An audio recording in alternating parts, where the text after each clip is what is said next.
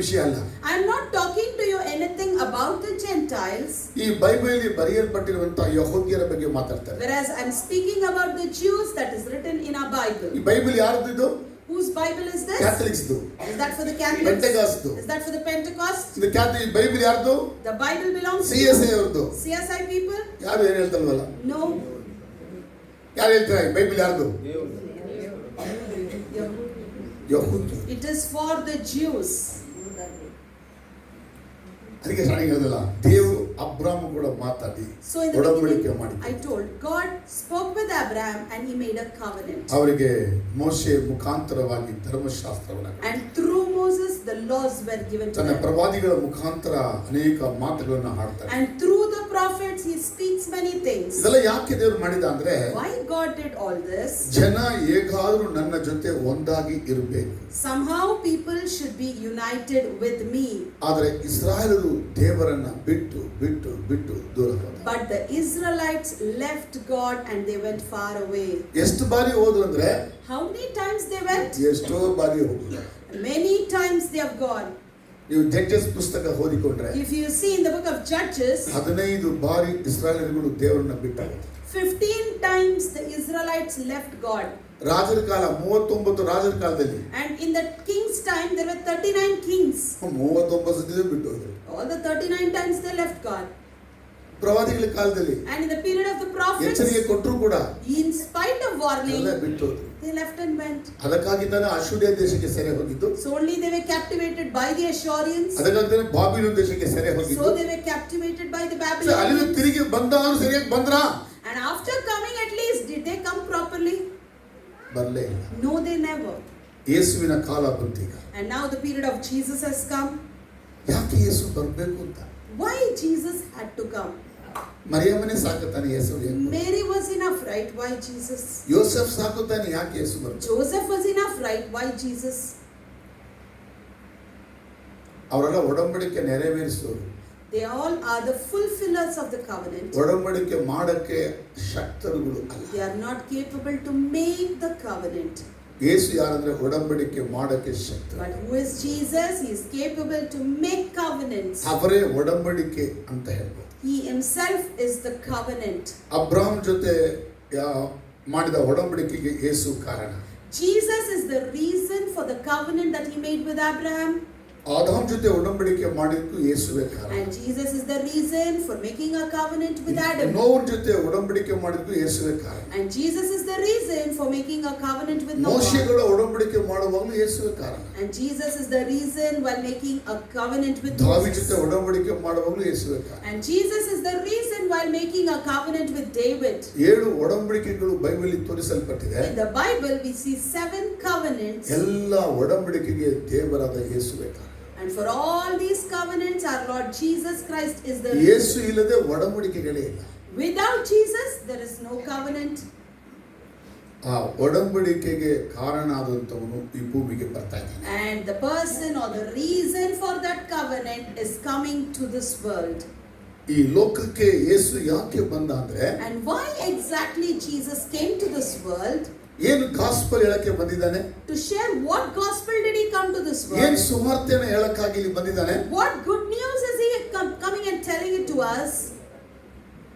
ಏನು ಸುವಾರ್ತೆ ಅಂದ್ರೆ ಏನಾಗುತ್ತೆ? so what is the good news there? ಯಾಕೆ ಪ್ರವಾದಿಗಳು ಹೇಳಿದೆಲ್ಲ ಸುವಾರ್ತೆ ಆಗಲಿಲ್ಲ? why the things said by the prophets were not good news? ದೇವರ ಜನಗಳು ಹೇಳಿದೆಲ್ಲ ಸುವಾರ್ತೆ ಆಗಲಿಲ್ಲ? all the men of God who said on those days, was that not a good news? ಯೇಸು ಸ್ವಾಮಿ ಹೇಳಿದ್ದು ಮಾತ್ರ ಸುವಾರ್ತೆನಾ? how can what only Jesus said is considered as a good ಅದೇ news? ಯೇಸು ಹೇಳಿದ್ದು ಮಾತ್ರ ಸುವಾರ್ತೆ? how can you state that only as a good news? ನಿಮಗೆ ಪ್ರಶ್ನೆ ಅಂತ ಹಾಕಿದ್ದೀರಾ? have you ever posed such questions?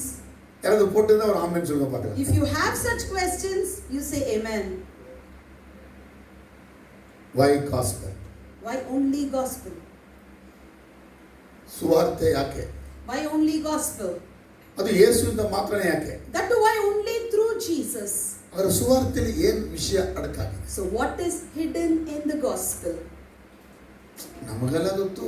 we all know ಯೇಸು ಬಂದ, ಸತ್ತ, ಎದ್ದ, ಹೋದ, ನಮ್ಮನ್ನು ಕರ್ಕೊಂಡು ಹೋಗ್ತಾರೆ. that Jesus came, he was born, he was dead, and he has got resurrected and he will take us. ಇದು ಹೈಲೈಟ್ ಆಗಿ ಮೇಲೆ ಕಾಣೋದು. these are the highlights. ಒಳಗೇನಿದೆ? but inwardly what is there? உள்ள என்ன இருக்கு அந்த gospel? What is inside the gospel? ಏನಿದೆ ಅದರೊಳಕ್ಕೆ? What is inside the gospel? gospel ಒಳಕ್ಕೆ ಇರುವಂತ ವಿಷಯ. The content that is inside the gospel is, ಯೇಸು ಬರತನಕ 5 ಒಡಂಬಡಿಕೆಗಳು ಮುರಿದು ಹೋಯಿತು. and until the coming of Jesus, the first 5 covenants were broken. ಆ ಒಡಂಬಡಿಕೆ ಮಾಡಿದ ಜನಗಳು ಯೇಸುವನ್ನು ಬಿಟ್ಟು ಹೋದರು. And the people who made these covenants left Jesus. ಅವರು ಯಾರಂದ್ರೆ ಯೆಹೂದ್ಯರು. Who are they? Those are the Jews, Israel ಜನರು. the Israelites. ದೇವರನ್ನು ಒಡಂಬಡಿಕೆಯನ್ನು ಬಿಟ್ಟು ಹೋದರು. They left God and the covenant. ಯೇಸು ಕಾಲದಲ್ಲಿ ಇದ್ದರು. In the time of Jesus they existed. ಆಗ ಅವರಿಗೆ ದೇಶ ಇತ್ತು. They had their own nation. ಅಲ್ಲಿ ಅವರಿಗೆ ಅಧಿಕಾರ ಕೂಡ And ಕೊಡಲಾಗಿತ್ತು. even powers were given to them. ಇಸ್ರಾಯೇಲರಿಗೆ 70 ಮಂದಿಗೆ ಮತ್ತು ಮಹಾಯಾಜಕನಿಗೆ ಅಲ್ಲಿ ಅಧಿಕಾರ ಕೊಡಲ್ಪಟ್ಟಿತ್ತು. For the Israelites, for the 70 elders, for the high priests, the authority was given. ಯೇಸುವನ್ನು ಹಿಡಿದು ಕೊಡುವಾಗ ಪಿಲಾತ ಹೇಳ್ತಾರೆ, ನೀವೇ ಅವನ ಕೊಂದಾಕ್ಬೋದಲ್ಲ? And when people got caught of Jesus and they took him towards Pilate, Pilate said, why can't you people kill him? ಹಾಗಾದ್ರೆ ಅವ್ರಿಗೆ ಅಧಿಕಾರ ಇತ್ತು ಕೊಲ್ಲಕ್ಕೆ. So by this we can know they had the authority to kill. ಕಲ್ಲಿಂದ ಹೊಡೆದು ಕೊಲ್ಲಕ್ಕೆ ಅಧಿಕಾರ ಇತ್ತು. They had authority to stone him to death. ಪಿಲಾತಿ ಹೇಳ್ತಾರೆ, ನೀನ್ ಕೊಲ್ಲಬೇಕು ಅಂತ ಹೇಳ್ತಾರೆ. But they say to Pilate, no, you have to kill him. ಯಾಕಂದ್ರೆ ಯೇಸು ಕೊಲ್ಲಲ್ಪಡಬೇಕು ಶಿಲುಬೆಯಲ್ಲಿ, ಅದು ಪಿಲಾತಿಂದ ಮಾತ್ರ ಸಾಧ್ಯ. That is, Jesus had to give up his life in the cross. That can be possible only through Pilate. ಕೊಲ್ಲಕ್ಕೆ ಏರೋದು ರಾಜನಿಗೂ ಅಧಿಕಾರ ಇತ್ತು. Even King Herod had the right to kill him. ಯಾಕಂದ್ರೆ ಜುಡಾಯಗೆ ಅವನು ರಾಜ ಆಗಿದ್ದ. Because he is the king for the entire Judea. ರೋಮಾ ಎಂಪರರ್ಗೆ ಅಗಸ್ಟಸ್ಗೆ ಟೆಬೇರಿಯಾಗೆ ಅಧಿಕಾರ ಇತ್ತು. And even the Roman emperor Augustus and Tiberius had the authority. ಅದರ 4 ರೀತಿಯ ಅಧಿಕಾರಗಳು ಜುಡಾಯ ಪ್ರಾಂತ್ಯದ ಮೇಲೆ ಇತ್ತು. So 4 types of authorities or the powers the whole Judea. ಅಧಿಕಾರ ಉಳ್ಳಂತ ಯಹೂದ್ಯರುಗಳು ಆ ದೇವ ಮಕ್ಕಳು. But the Jews and the children of God who had this authority, ಆದರೆ ಅವರು ಯೇಸು ಕ್ರಿಸ್ತನನ್ನ ಅರಿಯಲಿಲ್ಲ. they did not know Jesus Christ. ಯೇಸುವನ್ನು ಅರಿಯಲು ಯಾಕೆ? ದೇವರನ್ನೇ ಅವರು ಮರೆತು ಬಿಟ್ಟಿದ್ರು. Not only Jesus, they had even forgotten God himself. ದೇವರು ಕೂಡ ಮಾಡಿಕೊಂಡ ಒಡಂಬಡಿಕೆನ ಅವರು ಮರೆತು ಹೋಗಿದ್ರು. They even forgot the covenant that God made with them. Abraham ಗೊತ್ತವರಿಗೆ, ಮೋಶೆ ಗೊತ್ತಷ್ಟೇನೆ. They know Abraham and they know Moses. ಅವರು ಕೂಡ ಒಡಂಬಡಿಕೆ ಮಾಡಿಕೊಂಡ ದೇವರು ಯೆಹೋವ ದೇವರು ಗೊತ್ತಿಲ್ಲ. But they don't know the Jehovah God who made covenant with them. ದೇವಾಲಯಕ್ಕೆ ಹೋಗ್ತಾರೆ, ಯೆಹೋವನಿಗೆ ಬಲಿಯಾಗ ಸಲ್ಲಿಸ್ತಾರೆ. They go to the temple and offer sacrifice. ಪೂಜೆ ಎಲ್ಲ ಮಾಡ್ತಾರೆ. They do all the rituals. ಆದರೆ ಆ ದೇವರು ಗೊತ್ತಿಲ್ಲ. But they don't know the God. ಸ್ವಲ್ಪ ಹಿಸ್ಟರಿ ಅರ್ಥ ಮಾಡಿ. So know the history first. ಅವ್ರ ದೇವ ಜನ. They are God's people. ಈಗ ನೋಡಿ, ನಾವು ಕೂಡ ಕ್ರೈಸ್ತರು ಅಂತ ಹೇಳ್ತೀವಿ ಕೆಲವು ಬಾರಿ. See, we also call ourselves as Christians. Prayer ಮಾಡ್ತೀವಿ, We do pray. ಬೈಬಲ್ ಓದ್ತೀವಿ, We read Bible. ಆರಾಧನೆ ಮಾಡ್ತೀವಿ, We worship ಕಾಣಿಕೆ God. ಕೊಡ್ತೀವಿ, We give ಯೇಸುವಿನಿಂದ ಹೋಗ್ತಾನೆ ಇದೀವಿ ಅಂತ We ಹೇಳ್ತೀವಿ. We say that we are following Jesus. ನಾವು ಯೇಸುವಿಂದ ಹೋಗಿದೀವಾ? But did we truly follow Jesus? ಅವನ್ನ ಅನುಸರಿಸ್ತಾ ಇದ್ದೀವಾ? Are we still following him? ಅನುಸರಿಸಿದ್ರೆ ಯಾಕೆ ಬಾಯಿದ ಕೆಟ್ಟ ಮಾತು ಬರ್ತಾ ಇತ್ತು? If we are following him, why these bad words are coming through our ಅನುಸರಿಸಿದ್ರೆ mouth? ಯಾಕೆ ಕೆಟ್ಟ ಯೋಚನೆ ಬರ್ತಾ ಇತ್ತು? And why such bad thoughts were coming in our mind then? ಅನುಸರಿಸಿದ್ರೆ ಯಾಕೆ ಮತ್ತೊಂದು ಜನ ಕಲ್ಲಾಗ್ತಾ ಇದ್ವಿ? And if we are truly following Jesus, why are we stoning ಯಾಕೆ others' ಮತ್ತೊಂದು lives? ಬಗ್ಗೆ ಹೇಳಿಸಿ ಮಾತಾಡ್ತೀವಿ? Why are we making fun of others? ಇದೇನ್ ತೋರಿಸ್ತದೆ ಅಂತ ಹೇಳಿದ್ರೆ, And all this shows ನಮಗೆ ದೇವರು ಗೊತ್ತು ಅಂತ ಹೇಳ್ತೀವಿ, that we declare saying that we know God, ನಿಜವಾಗ್ಲೂ ಯೇಸು ನಮಗೆ ಗೊತ್ತಿಲ್ಲ. but truly we don't know Jesus. ಅವತ್ತು ಯೆಹೂದ್ಯರು ಹಂಗೆ ಆಗಲಿ. Even Jews on those days were. ದೇವಾಲಯ ಇದೆ, There's a temple. ಬಲಿ ಸಲ್ಲಿಸ್ತಾರೆ, There's offer ಆಡಂಬರ ಇದೆ, They have all. ಎಲ್ಲವೂ ಇದೆ. Everything is there. ಆ ಯೆಹೋವನೊಟ್ಟಿಗೆ ಅವರ ಸಂಬಂಧ ಇಲ್ಲ. But they don't have the relationship with Jehovah. ದೇವರ ಒಡಂಬಡಿಕೆ ಮಾಡಿಕೊಂಡ ದೇವ ಜನಗಳು ದೇವರ ಸಂಬಂಧವನ್ನು ಕಳೆದುಕೊಂಡ ಪರಿಸ್ಥಿತಿ. And God's people who made covenant with God, they are in the situation that they have lost the covenant of God. ಈ ರೀತಿ ಆಗಕ್ಕೆ ಏನ್ ಕಾರಣ? And what is the reason for this? ದೇವರಿಂದ ಅವರು ದೂರ ಬರೋಕೆ ಏನ್ ಕಾರಣ? And they were separated from God. Why? ಅದ್ಭುತವಾಗಿ ಹೇಳ್ಬೋದು, ವಿಗ್ರಹ ಆರಾಧನೆ. We can clearly state it is because ಯೆಹೋವನಿಗೆ ಇರಬೇಕಾದ ಘನಮಾನ ಮಹಿಮೆ ಕೊಡದೆ ವಿಗ್ರಹಗಳಿಗೆ ಅರ್ಪಣೆ ಮಾಡಿದೆ. the honor and the glory that was supposed to be given to Jehovah God, they offered it to the idols. ಯೋಶುವ ಕಾಲದಲ್ಲಿ ಬಂದು ಕಾನಾನ್ ಒಳಗೆ ಬಂದ್ರು. Now during the period of Joshua, they entered Canaan. ಯೋಶುವ ಇರೋ ತನಕ ಕರೆಕ್ಟ್ ಆಗಿದ್ರು. Until Joshua is alive, everyone. ಯೋಶುವ ಹೋದ ಮೇಲೆ Once he's gone, ನ್ಯಾಯಸ್ಥಾಪಕರ ಪುಸ್ತಕ ಬಂತು. the book of Judges came. ಆ ಪುಸ್ತಕ ಓದಿಕೊಂಡ್ರೆ ನೀವು, You read that. Jehovah ಅನೈತಿಕವಾಗಿ ಬಿಟ್ಬಿಟ್ರು. 15 times they left Jehovah. ಅವ್ರು ಯಾರ ದೇವ್ರನ್ನ ಇಟ್ಕೊಂಡ್ರು ಅಂದ್ರೆ And you know which God they ಎಲ್ಲ called? ಅನ್ಯ ದೇವ್ರನ್ನ ಇಟ್ಕೊಂಡ್ರು. All the Gentile gods. ಮೋಹಾಬ್ ದೇವ್ರನ್ನ ಇಟ್ಕೊಂಡ್ರು, They called the Moabites, ಕಾನಾನ್ ದೇವ್ರನ್ನ the ಇಟ್ಕೊಂಡ್ರು, Canaan god, ಅವ್ರು ಬಂದಿದ್ದ ದೇವರೆಲ್ಲ ಇಟ್ಕೊಂಡ್ರು, and whatever god appeared ಐಗುಪ್ತ they placed. ದೇವರೆಲ್ಲ ಇಟ್ಕೊಂಡ್ರು. The Egypt god also they worshipped. ಇಟ್ಕೊಂಡಿದ್ದು ಯಾರು? Who? ಅನ್ಯರಲ್ಲ, It's not the Gentiles. ನಿಜ ದೇವರದ ಯೆಹೋವನನ್ನ ಅರಿತರು. The people who knew the true God Jehovah. ರಾಜರ ಕಾಲದಲ್ಲಿ ಏನಾಯ್ತು? And during the time of kings, ಆ ರಾಜರುಗಳಿಂದ ಹಿಡಿದು ಜನಗಳ ತನಕ ವಿಗ್ರಹಗಳನ್ನ ಇಟ್ಕೊಂಡ್ರು ಅವರು. from the kings till the common people, everyone worshipped idols. ಯಾರು ನೋಡಿದ್ರು ವಿಗ್ರಹ ಆರಾಧನೆ. Everywhere idol worship. ಯೆಹೋವನಿಗೆ ಆಲಯದಲ್ಲಿ ಬೆಲೆ ಇಲ್ಲ. And for Jehovah God there is no value in the ದೇವರು temple. ಪ್ರವಾದಿಗಳನ್ನ ಕಳಿಸಿ ಎಚ್ಚರಿಸಿ ಮಾತಾಡಿದ್ರು. Now God is sending the prophets as warning. ಯೆರೆಮೀಯ ಹೇಳ್ತಾನೆ, ಇದನ್ನ ಬಿಟ್ಬಿಡಿ, ಮನೆ ತಿರುಗಿರಿ. Jeremiah comes and tells, repent, turn away from this. ಯೆಶಾಯ ಹೇಳ್ತಾನೆ, ಎತ್ತು ತನ್ನ ಯಜಮಾನ ಅರಿತಿದ ಕಡೆಯ. And Isaiah tells, the ox knows its master. ಕತ್ತೆಗೆ ತನ್ನ ಯಜಮಾನ ಗೊತ್ತು, The donkey knows its ನನ್ನ owner. ಜನಕ್ಕೋ ನನ್ನನ್ನು ಗೊತ್ತಿಲ್ಲ. But my people do not know me. ಅರ್ಥ ಆದವರು? If you have understood.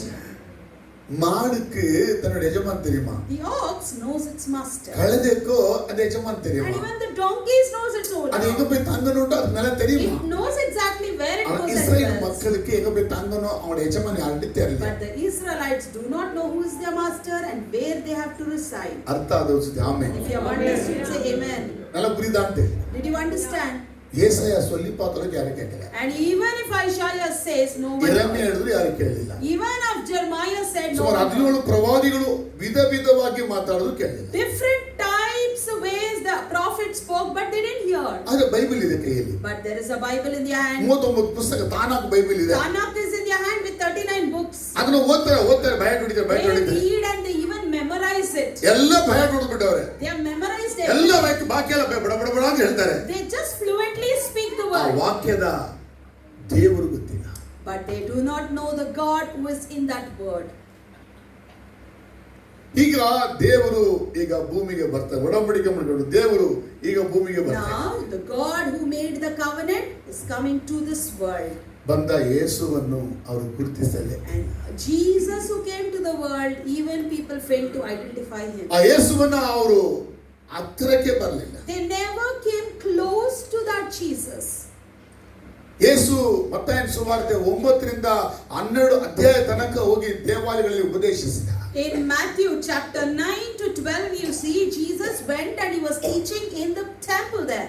ಸಿನಗಾಗಲ್ಲಿ, In the synagogue. ಯಹೂದ್ಯರ ಸಿನಗಾಗಲ್ಲಿ ಹೋಗಿ ಯೇಸು ಉಪದೇಶ ಮಾಡಿದ.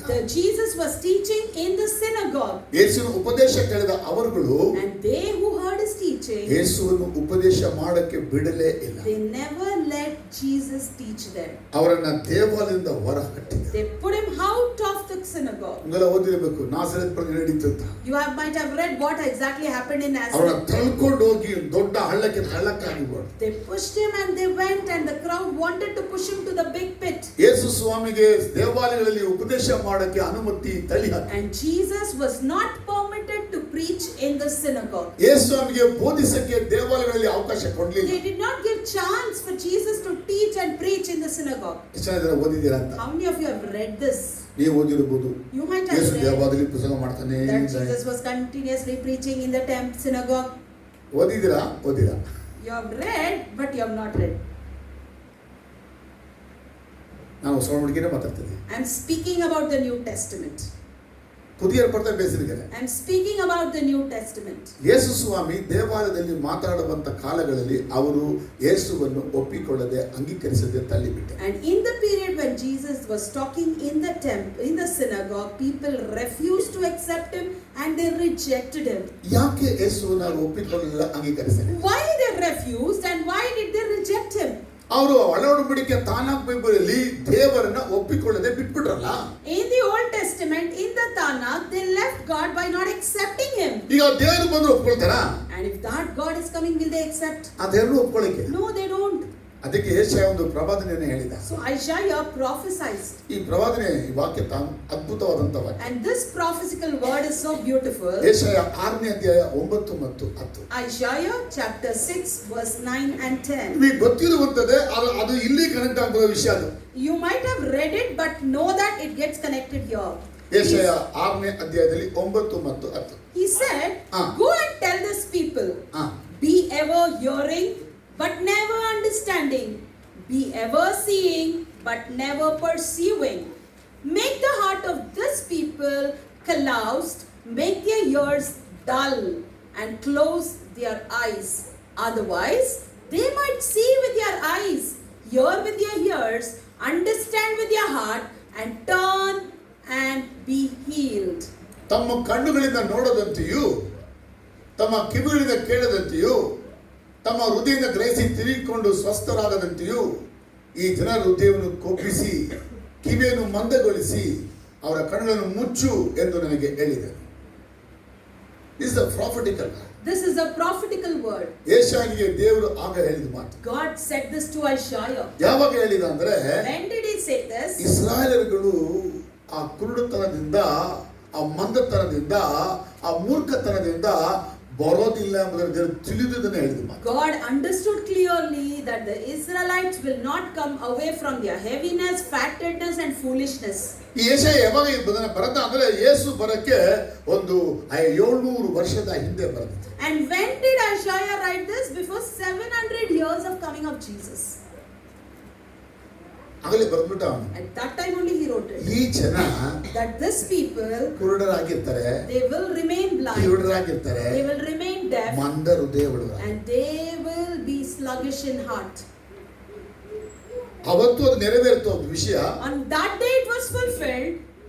ಯೇಸು ಬಂದ ಅದು ನೆರವೇರಿತು. And even when Jesus came it was fulfilled. ಅವತ್ತು ನೆರವೇರಿತು. On that day also it was fulfilled. ಯೇಸು ಬಂದಾಗ 100ಕ್ಕೆ 100ರಷ್ಟು ನೆರವೇರಿತು. When Jesus came it was fulfilled. ಕಣ್ಣಾರೆ ಯೇಸುವನ್ನು ನೋಡ್ತಾರೆ. They see Jesus with their eyes. ಕಿವಿಯಾರೆ ಅವರ ಮಾತನ್ನ ಕೇಳ್ತಾರೆ. They even listen with their ears. ಅವರು ಮಾಡುವ ಅದ್ಭುತಗಳನ್ನ ಕಣ್ಣಾರೆ ನೋಡಿ ತಿಳಿಯಲು ಅವರಿಗೆ. But they are seeing the miracles in life, but to understand it, ಹೃದಯದಿಂದ ಒಪ್ಪಿಕೊಳ್ಳಕ್ಕೆ ಅವರ ಕೈಲಿ they are unable to understand it from their heart. Jesus ಯಾಕೆ heal ಮಾಡಲೇಬೇಕಾಗಿತ್ತು? And why Jesus had to heal? ಯಾಕೆ ಸತ್ತವರನ್ನು ಎಬ್ಬಿಸಲೇಬೇಕಾಗಿತ್ತು? Why he had to raise the ಯಾಕೆ dead? ದೇವಪುತ್ರನ ಬಿಡಿಸಲೇಬೇಕಾಗಿತ್ತು? Why he had to deliver the demons? ಯಾಕೆ ಅದ್ಭುತಗಳನ್ನು ಮಾಡಲೇಬೇಕಾಗಿತ್ತು? Why he had to do miracles? ಯಾವ ಪ್ರವಾದಿ ಮಾಡಿಲ್ವಲ್ಲ? No prophets have done this. ಯಾವ ದೇವ ಮನುಷ್ಯ ಮಾಡಿಲ್ವಲ್ಲ? No godly men. ಯಾಕೆ ಯೇಸು ಮಾತ್ರ ಅದ್ಭುತಗಳನ್ನು ಮಾಡಬೇಕು? Why only Jesus had to do these miracles? ಒಡಂಬಡಿಕೆ ದೇವರು ಭೂಮಿಗೆ ಬಂದವನೇ ಅಂತ ಹೇಳಿ The covenant that shows God has come ಇಸ್ರಾಯೇಲರಿಗೆ to this world. ಗೊತ್ತಾಗಬೇಕಾಗಿದೆ ಅದ್ಭುತಗಳು ಮಾಡಲ್ಲ. And the Israelites should know this. With that intention he Yesu performed ಮಾಡಿದ miracles. ಕಾರ್ಯ ಜಗತ್ತಿನಲ್ಲಿ ಇನ್ನೊಬ್ಬ ಯಾರು ಮಾಡಲಿಲ್ಲ, ಮಾಡಕ್ಕಾಗೋದಿಲ್ಲ. The things that Jesus did in the world, no one has done and no one else can do it. ಮೋಶೆನೂ ಮಾಡಲಿಲ್ಲ, ಎಲಿಯನೂ ಮಾಡಲಿಲ್ಲ ಅಂತ. Not even Moses has done, nor Elijah has done. ಅವ್ರು ಮಾಡಿದೆಲ್ಲ ಒಂದು ಸ್ವಲ್ಪ. They all have done partially. ಈ ರೀತಿ ಅದಕ್ಕಿಂತ ಚೆನ್ನಾಗಿರ್ತದೆ ಸ್ವಾಮಿ ತೋರ್ಸಕ್ಕಾಗಿನೇ ಮಾಡಲ್ಲ. Just partially they showed that Jesus will be doing mightier than this. ಅವ್ರು ಯೇಸುವನ್ನ ಅದ್ಭುತಗಳ ಮುಖಾಂತರವಾಗಿ ಆದ್ರೂ ನನ್ನ ಒಡಂಬಡಿಕೆಯ ದೇವರು ಕಂಡುಕೊಳ್ಳಬೇಕಾಗಿತ್ತು. And at least through the miracles, people had to identify that this is the God of covenant who has come. ಆದ್ರೆ ಅವರು ತಿಳ್ಕೊಳ್ಳಕ್ಕೆ But they failed to understand. ಯೆಶಾಯ ಪ್ರವಾದಿಯ ಪ್ರವಾದನೆ ನೆರವೇರಿತು. Now the prophetical word of Isaiah got fulfilled. ನಾನು background ಮಾತಾಡ್ತಾ ಇದ್ದೀನಿ. I'm still speaking the background. ನಾನು Bible ಒಳಗೆ ಬರಲಿಲ್ಲ. I didn't come into the depth. ಸ್ವಲ್ಪ ಹಳೆ ವಿಷಯ ಹೇಳ್ಬಿಟ್ಟು ಮುಂದೆ ಹೋಗೋಣ. I thought of brushing up old things and getting into the interest new. ಆಗಿದೆ ಅಂತ. Is that interesting? ಮನಸ್ಸಮ್ಮ ಇಂಟ್ರೆಸ್ಟ್ ಆಗಿರಲ್ಲ. ಕೆಲವು ಸ್ಮೈಲ್ಗಳು ನಲ್ಲ ಜರಿಗೆ. Amen hallelujah. Amen hallelujah. So amen hallelujah. Amen hallelujah. Jesus ಈ ಭೂಮಿಗೆ ಬಂದ್ರು. Jesus came to this world. ಆದಾಮನ ಜೊತೆ ಮಾತಾಡಿದವರು, ಅಬ್ರಾಮ್ ಜೊತೆ ಮಾತಾಡಿದವರು, ನೋವನ ಜೊತೆ ಮಾತಾಡಿದವರು, ಮೋಶೆ ಕೂಡ ಮಾತಾಡಿದವರು, ದಾವೀದ್ ಕೂಡ ಮಾತಾಡಿದವರು ಭೂಮಿಗೆ ಬಂದ್ರು. ತಮ್ಮ ಜನರನ್ನ ಅರ್ತಿದ್ರು, ಆ ಒಡಂಬಡಿಕೆಯ ದೇವರನ್ನ ಅರ್ತಿಕೊಳ್ಳಲಿಲ್ಲ. The God who spoke with Abraham, Adam, Isaac, Jacob, everyone, and that God himself came here and he is speaking is with people, but people failed to understand him there. So, ஆண்டவர் பேசினாலும் God spoke, அவங்களுக்கு புரியல. but people couldn't understand. மைக்க மாட்டு. Are they still in that Michael. dizziness? Are they still in that dizziness? ಯಾಕೆ ಈ ರೀತಿ ಒಂದು ಪರಿಸ್ಥಿತಿ ಅವರಿಗೆ ಅಂತ? Why such situation for them? ಯಾಕೆ ಹಿಂಗಾಗ್ಬಿಟ್ರು ಇಸ್ರಾಯೇಲ್ ಜನಗಳು? Why the Israelites have become like this? ಅದಕ್ಕಾಗಿ ಬೋಧಿಸುವ ಯೇಸುವಿನ ಮಾತುಗಳನ್ನು ಕೇಳಿ ಅದನ್ನು ಒಪ್ಪಿಕೊಳ್ಳಕ್ಕಾಗದೆ ಅವರನ್ನ ದೇವರಿಂದ ಒದ್ದು ಹೊರಗೆ ಹಾಕಿದ್ರು. So when Jesus was teaching in the temple, people couldn't accept his word and they put him out of the temple. ಎಷ್ಟು ಕೋಪಿಷ್ಠರಾಗಿದ್ರು ಅಂದ್ರೆ See how angry ಯೇಸುವನ್ನು they were. ಕೊಲ್ಲುವಷ್ಟು ಅವರು ಕ್ರೂರರಾಗಿದ್ರು. They were so cruel to kill Jesus.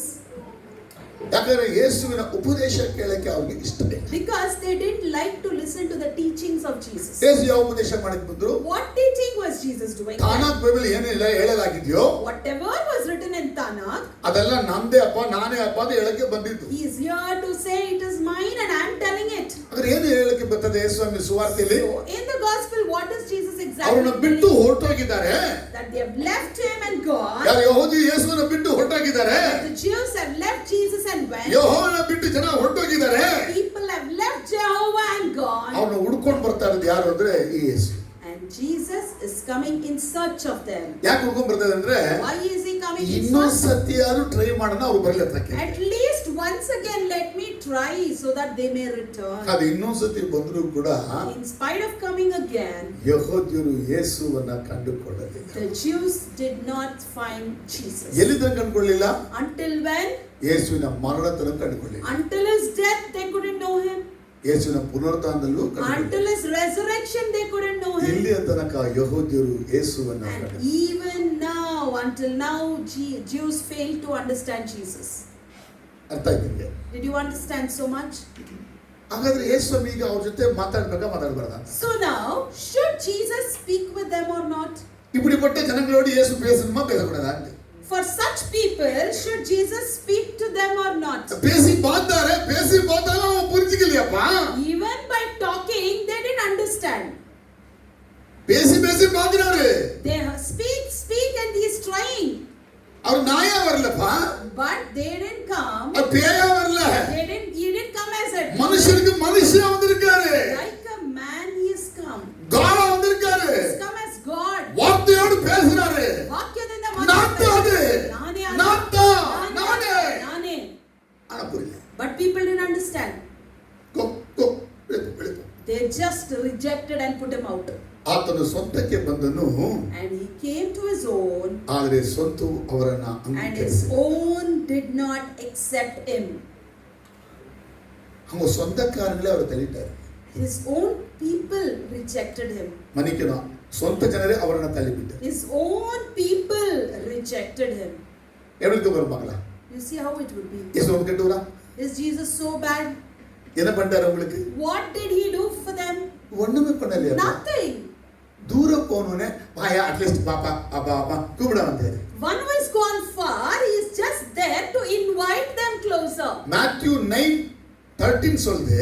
In Matthew 9:13 it says, He forces the sinner to come back to God. he forces the sinner to come back to God. ಪಾಪಿಗಳಿಗೆ ಅದನ್ನು ಒತ್ತಾಯಿಸುತ್ತಾನೆ, ತಿರುಗಿ ನನ್ನ ಬಳಿಗೆ ಬಾ. He forces the sinners to come back to God. அப்படியே இஸ்ரவேல் மக்கள் பின்னால வந்தாலும் வரல. Even with that intention he followed the Israelites, but they didn't turn towards him. இப்படி நீங்க பண்ணிட்டாக்கா உங்ககிட்ட எப்படி பேசணும் கடவுள் சொல்லுங்க. Now if you are doing like this, how will God come and speak to you? Listen, இப்படி நீ பண்ணிட்டாக்கா உங்க ஆளு எப்படி பேசணும்? If you are like this, how will God come and talk to you? நான் என்ன சொல்ல வரேன் புரியுதா உங்களுக்கு? You understand what I am telling? அங்க புரியுதாங்க? இப்படி நீங்க பண்ணிட்டாக்கா இப்ப ஆண்டுகிட்ட எப்படி பேசணும்? Now if you are reacting like this, how can God come and talk to you?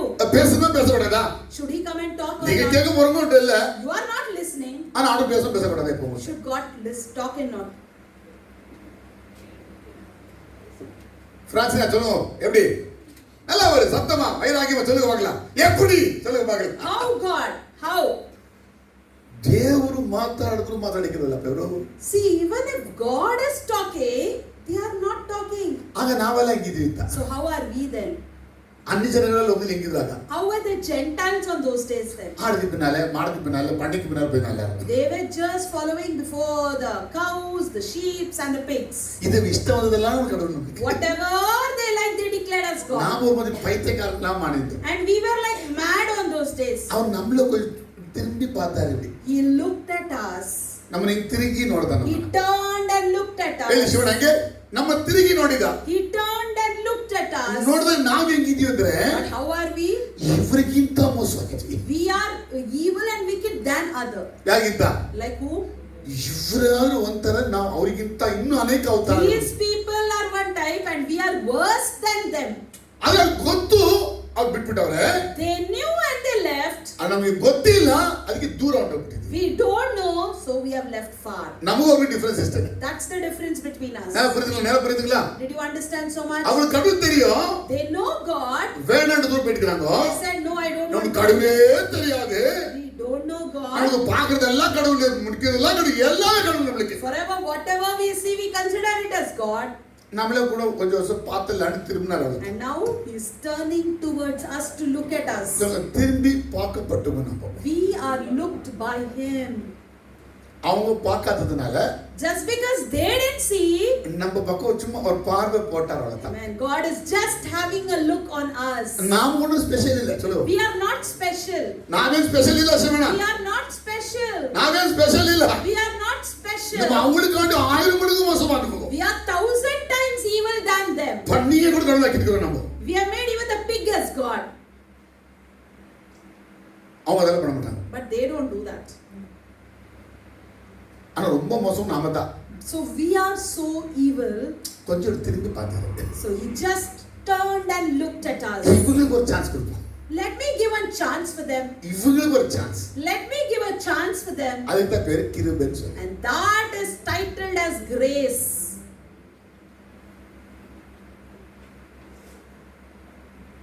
இப்போ எப்படி பேசுறது? நம்ம எப்படி பேசுவாரு? So how will he speak to us then? இப்போ அவங்க டைரக்டா பேசுறபடி இப்போ நம்ம டைரக்டா பேசுவாரா? So with them he spoke directly. So with us how will he speak? Will he speak directly? கொஞ்சம் பேசுங்க. இப்போ அவங்கள்ட்ட அவர் பேசல. Now God is not speaking with them. ஏன்னா அவங்க பேச மாட்டாங்க. Because they are not talking. இப்போ நம்மள்ட்ட பேச விடுவாங்களா அவங்க? So will they leave us to speak? இல்ல விட மாட்டாங்க. No, they don't. இப்போ நம்மள்ட்ட பேசுனவர். Now God has to speak with us. எப்படி பேசுனவர்? How he has to speak? Vincent சொல்லுப்பா. யூதர்கள் பேச மாட்டாங்க. Jews are not speaking. இவன் பேச மாட்டாங்க. And even God is trying to speak, they are not talking. புறஜாதி கிட்ட போய் நான் பேசலனா விடுவாங்களா இவங்க? Now if I want to go and speak with the Gentiles, will they leave? பேதுரு போயிட்டு புறஜாதியோட உட்கார்ந்து சாப்பிட்டுட்டானா? Now Peter went and he had food with the Gentiles. அந்த கோரிலி வீட்ல. That is in the house of the Cornelius. அதுக்கே ஒரு குமாரா போட்டாங்க. For that they made a house. எப்படி போய் இப்ப சாப்பிட்டாங்க போய்? How could you go? ஒரு யூதனா இருந்து ஒரு புறஜாதி வீட்ல சாப்பிட்டுக்கறியே நீ? You being a Jew, how can you sit and eat with a Gentile? அப்படியே சுட்டுவாங்க. Like that would they have left Jesus? விட மாட்டாங்க. No, they don't. இப்போ அதுக்காக தான் இயேசு என்ன பண்ணாருன்னா, So what Jesus did, நேரா பேசுறதுக்கு பதிலா instead of speaking directly, நேரவாக மாத்தறதுக்கு பதிலாகி instead of speaking directly, அவங்களுக்கு புரிய கூடாது. they should not understand. எனக்கு உங்களுக்கு புரியும். But me and you should understand. ನಮಗೂ ನಿಮಗೆ ಅರ್ಥ ಆಗಬೇಕು. I and you should understand. ಅವங்களுக்கு புரிய கூடாது. And they should not understand. அதுதான் காரணம். That is parable. புரியல உங்களுக்கு? என்ன parable என்ன? So what is parable? Story. It's a story related to earth. that's related to earth. ஒரு farmer பத்தி. It may be about a farmer. ஒரு காசை பத்தி. It may be about a coin. ஒரு ஆட்டுக்குட்டியை பத்தி. It may be about a sheep. அப்படி சொல்லிட்டு Like that. புரிஞ்சான்னு கேட்பாரு. He's asking, did you understand? நாம அப்ப என்ன பண்ணோம்னா ஆடா. Are we sheep? ஆடானே உனக்கு புரியலன்னு அர்த்தம். If we are sheep, then அவர் ஆடுன்னு சொல்லும்போது நமக்கு அது புரிஞ்சுக்கிறது கொஞ்சம். if he is talking to a sheep or about a sheep, அது காசுன்னு நாம புரிஞ்சுக்கிறோம் நம்ம. if he is talking about a coin, we should இந்த understand. புறஜாதிகளுக்கு எல்லாம் இந்த ரூட் தெரியும். Because the Gentiles knew these roots. இது இவங்களுக்கு தெரியாது.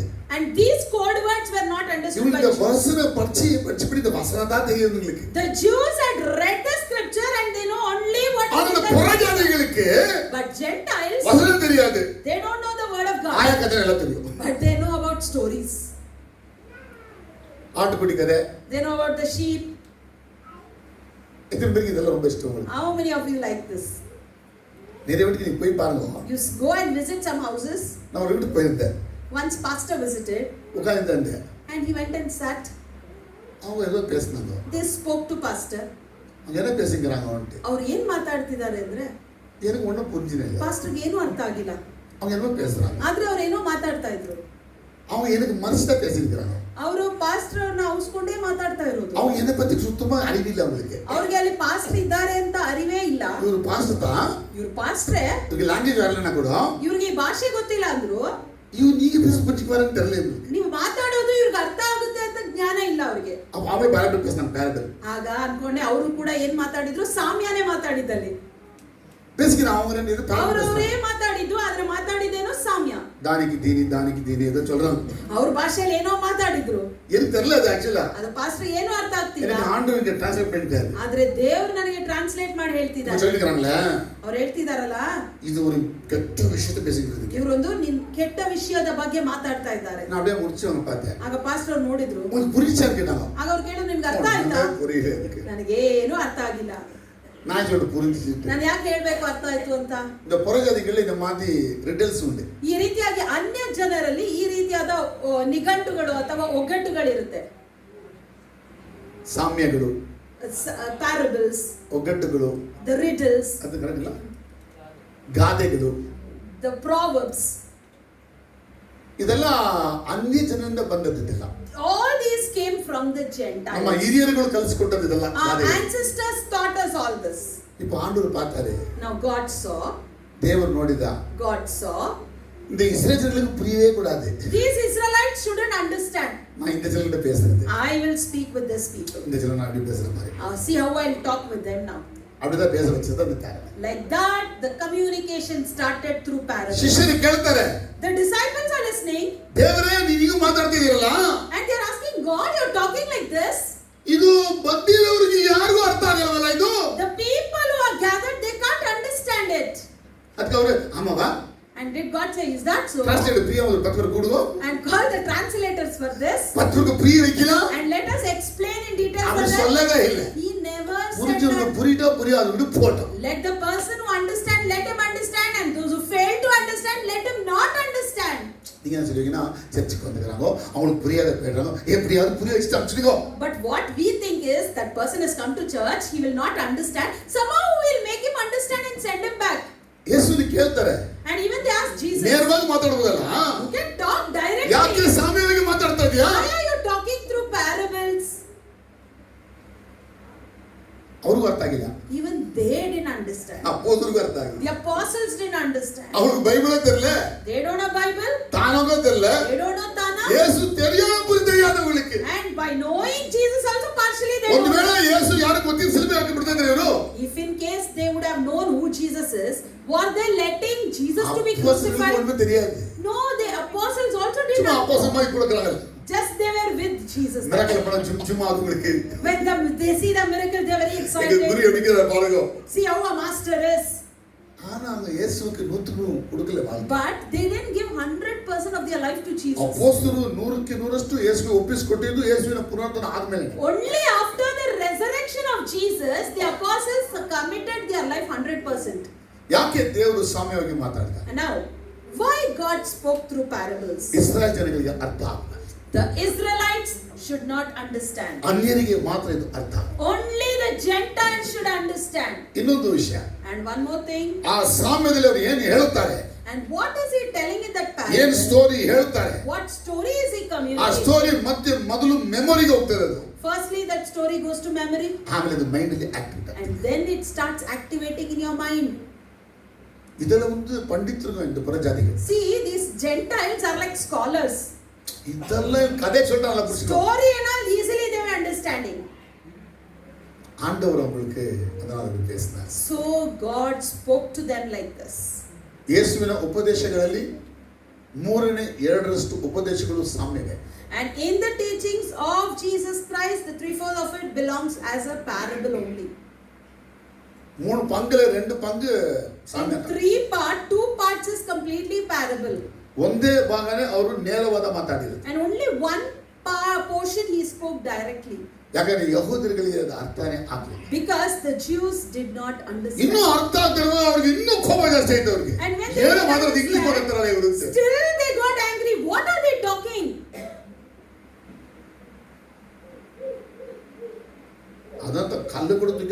So even sometimes they came with the stones to stone him ಯಾಕಂದ್ರೆ ಏನು ಅರ್ಥ ಆಗ್ತಾ ಇದೆ? because they were unable to understand. John Baptist ಒಂದು சொன்னாலே ஒரு புரிய மாட்டாங்க. Even when John Baptist came and told, they didn't understand.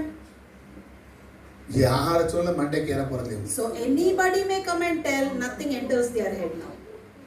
ಇತ್ತಿನ ಹೇಳಬೇಕು ಪರಿಸ್ಥಿತಿ. Now how many of you understood so much? ಸಾಮ್ಯಗಳು ಯಾಕೆ ಬಂತು? So why parables came? ಈಗ ದೇವ್ರು ಯಾರ ಜೊತೆ ಮಾತಾಡ್ತಾನೆ? Now with whom is God talking? ಇನ್ನೊಂದು ವಿಷಯ ಹೇಳ್ಬೋದು. One more thing I can tell. ಯಾರು ಯೇಸು ಹೇಳುವ ಸ್ಟೋರಿನ ಕೇಳಿ ಸೆನ್ಸಿಟಿವ್ ಆಗಿ ತಗೊಳ್ತಾರೋ ಅವರಿಗೆ ಅದು ಅರ್ಥ ಆಗಬೇಕು. Whoever listens to the story that Jesus is narrating and takes it into them sensitively, they will understand it. ಅವರಿಗೆ ಅದು ಸಾಕು. For them it is enough. ಯಾರು ಕೇಳಕ್ಕೆ ಇಷ್ಟ ಇಲ್ಲ, ಹೃದಯ ಕಠಿಣ ಮಾಡ್ತಾರೋ ಅವ್ರಿಗೆ ಬೇಡ ಅದು. And those who are not interested in listening, one who hardens their heart, for them it is not required. ಅದನ್ನು ಎಣಿಸಿರೋದು ಪರಲೋಕ ರಾಜ್ಯ ಎಂದ್ರೆ ಎಲ್ಲರಿಗೂ ತಂದು ವச்சுக்கிறாங்க ಇಲ್ಲ. So never think that the kingdom of God is for everyone.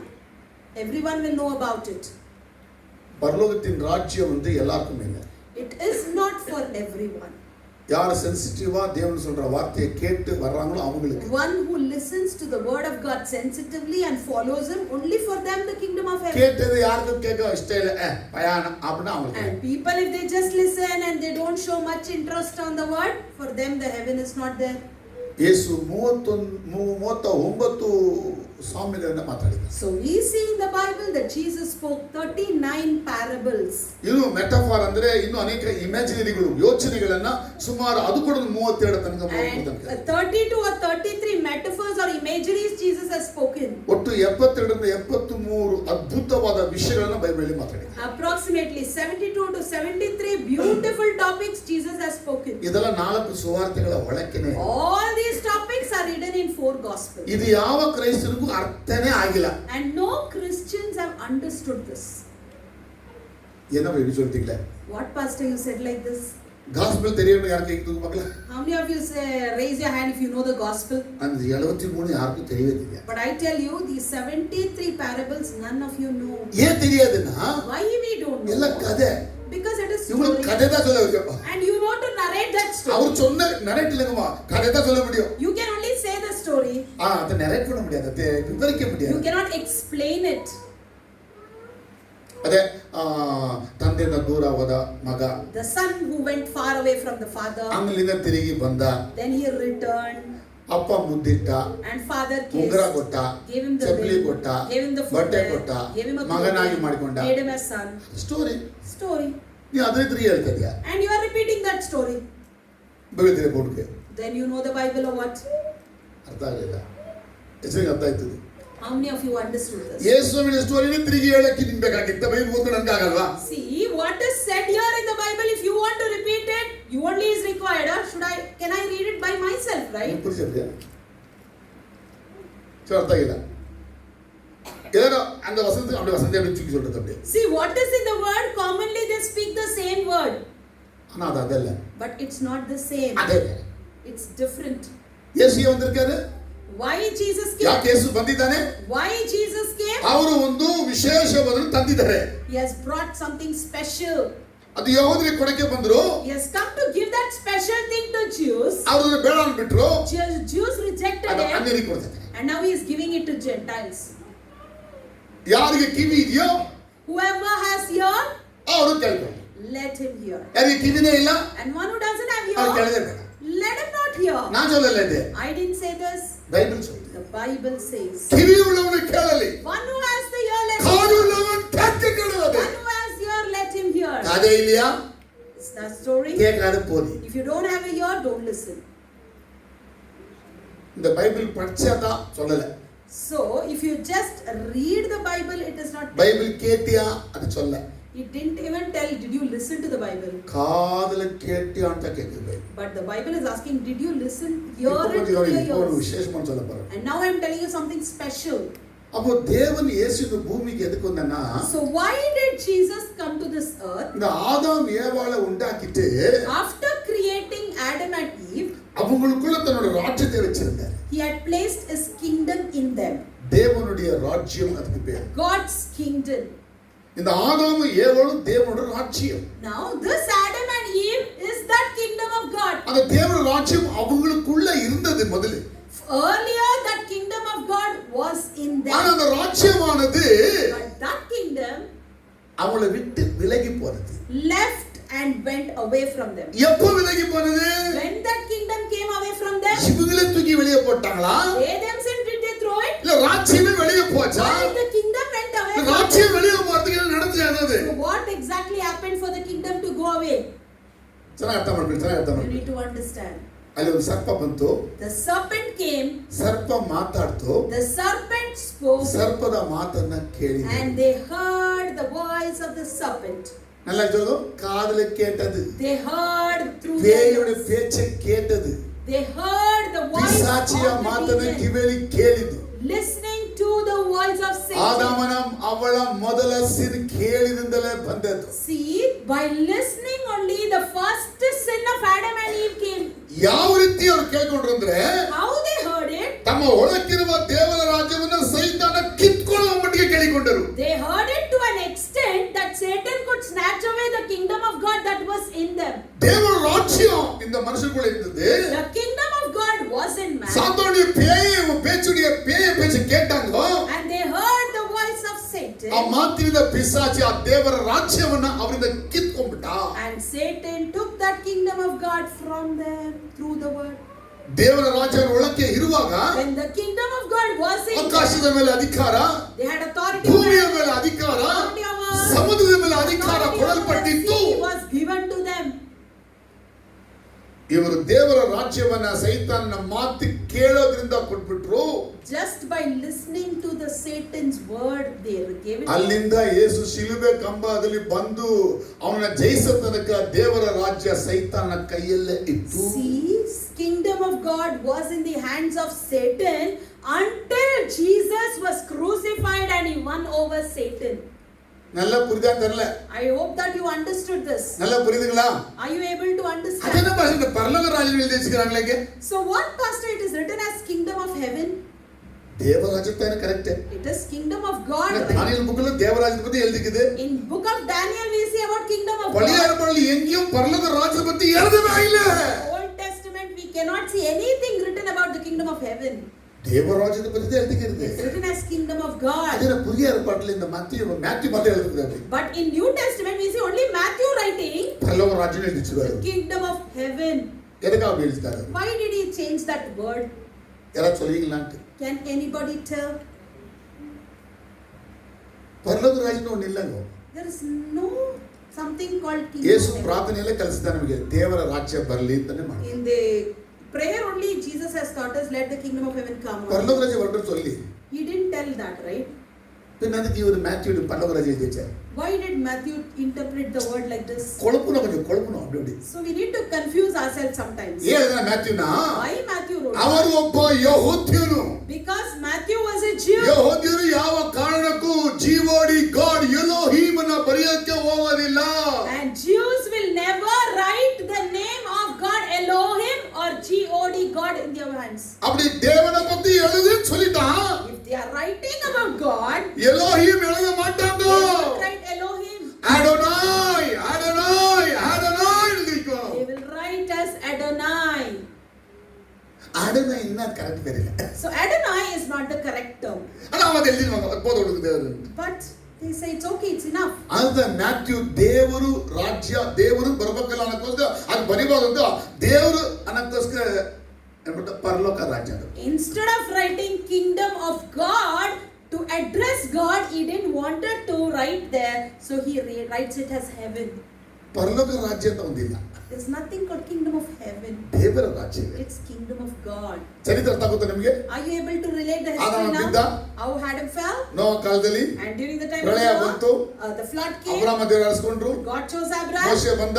Moses came. ಯೇಸು ಬಂದ್ರು. Jesus came. ಯೇಸು ರಾಜ್ಯ ಆರಂಭ ಆಯ್ತು. And Jesus' rule started. ಈ ಅಂತ್ಯ ಆಗುತ್ತೆ.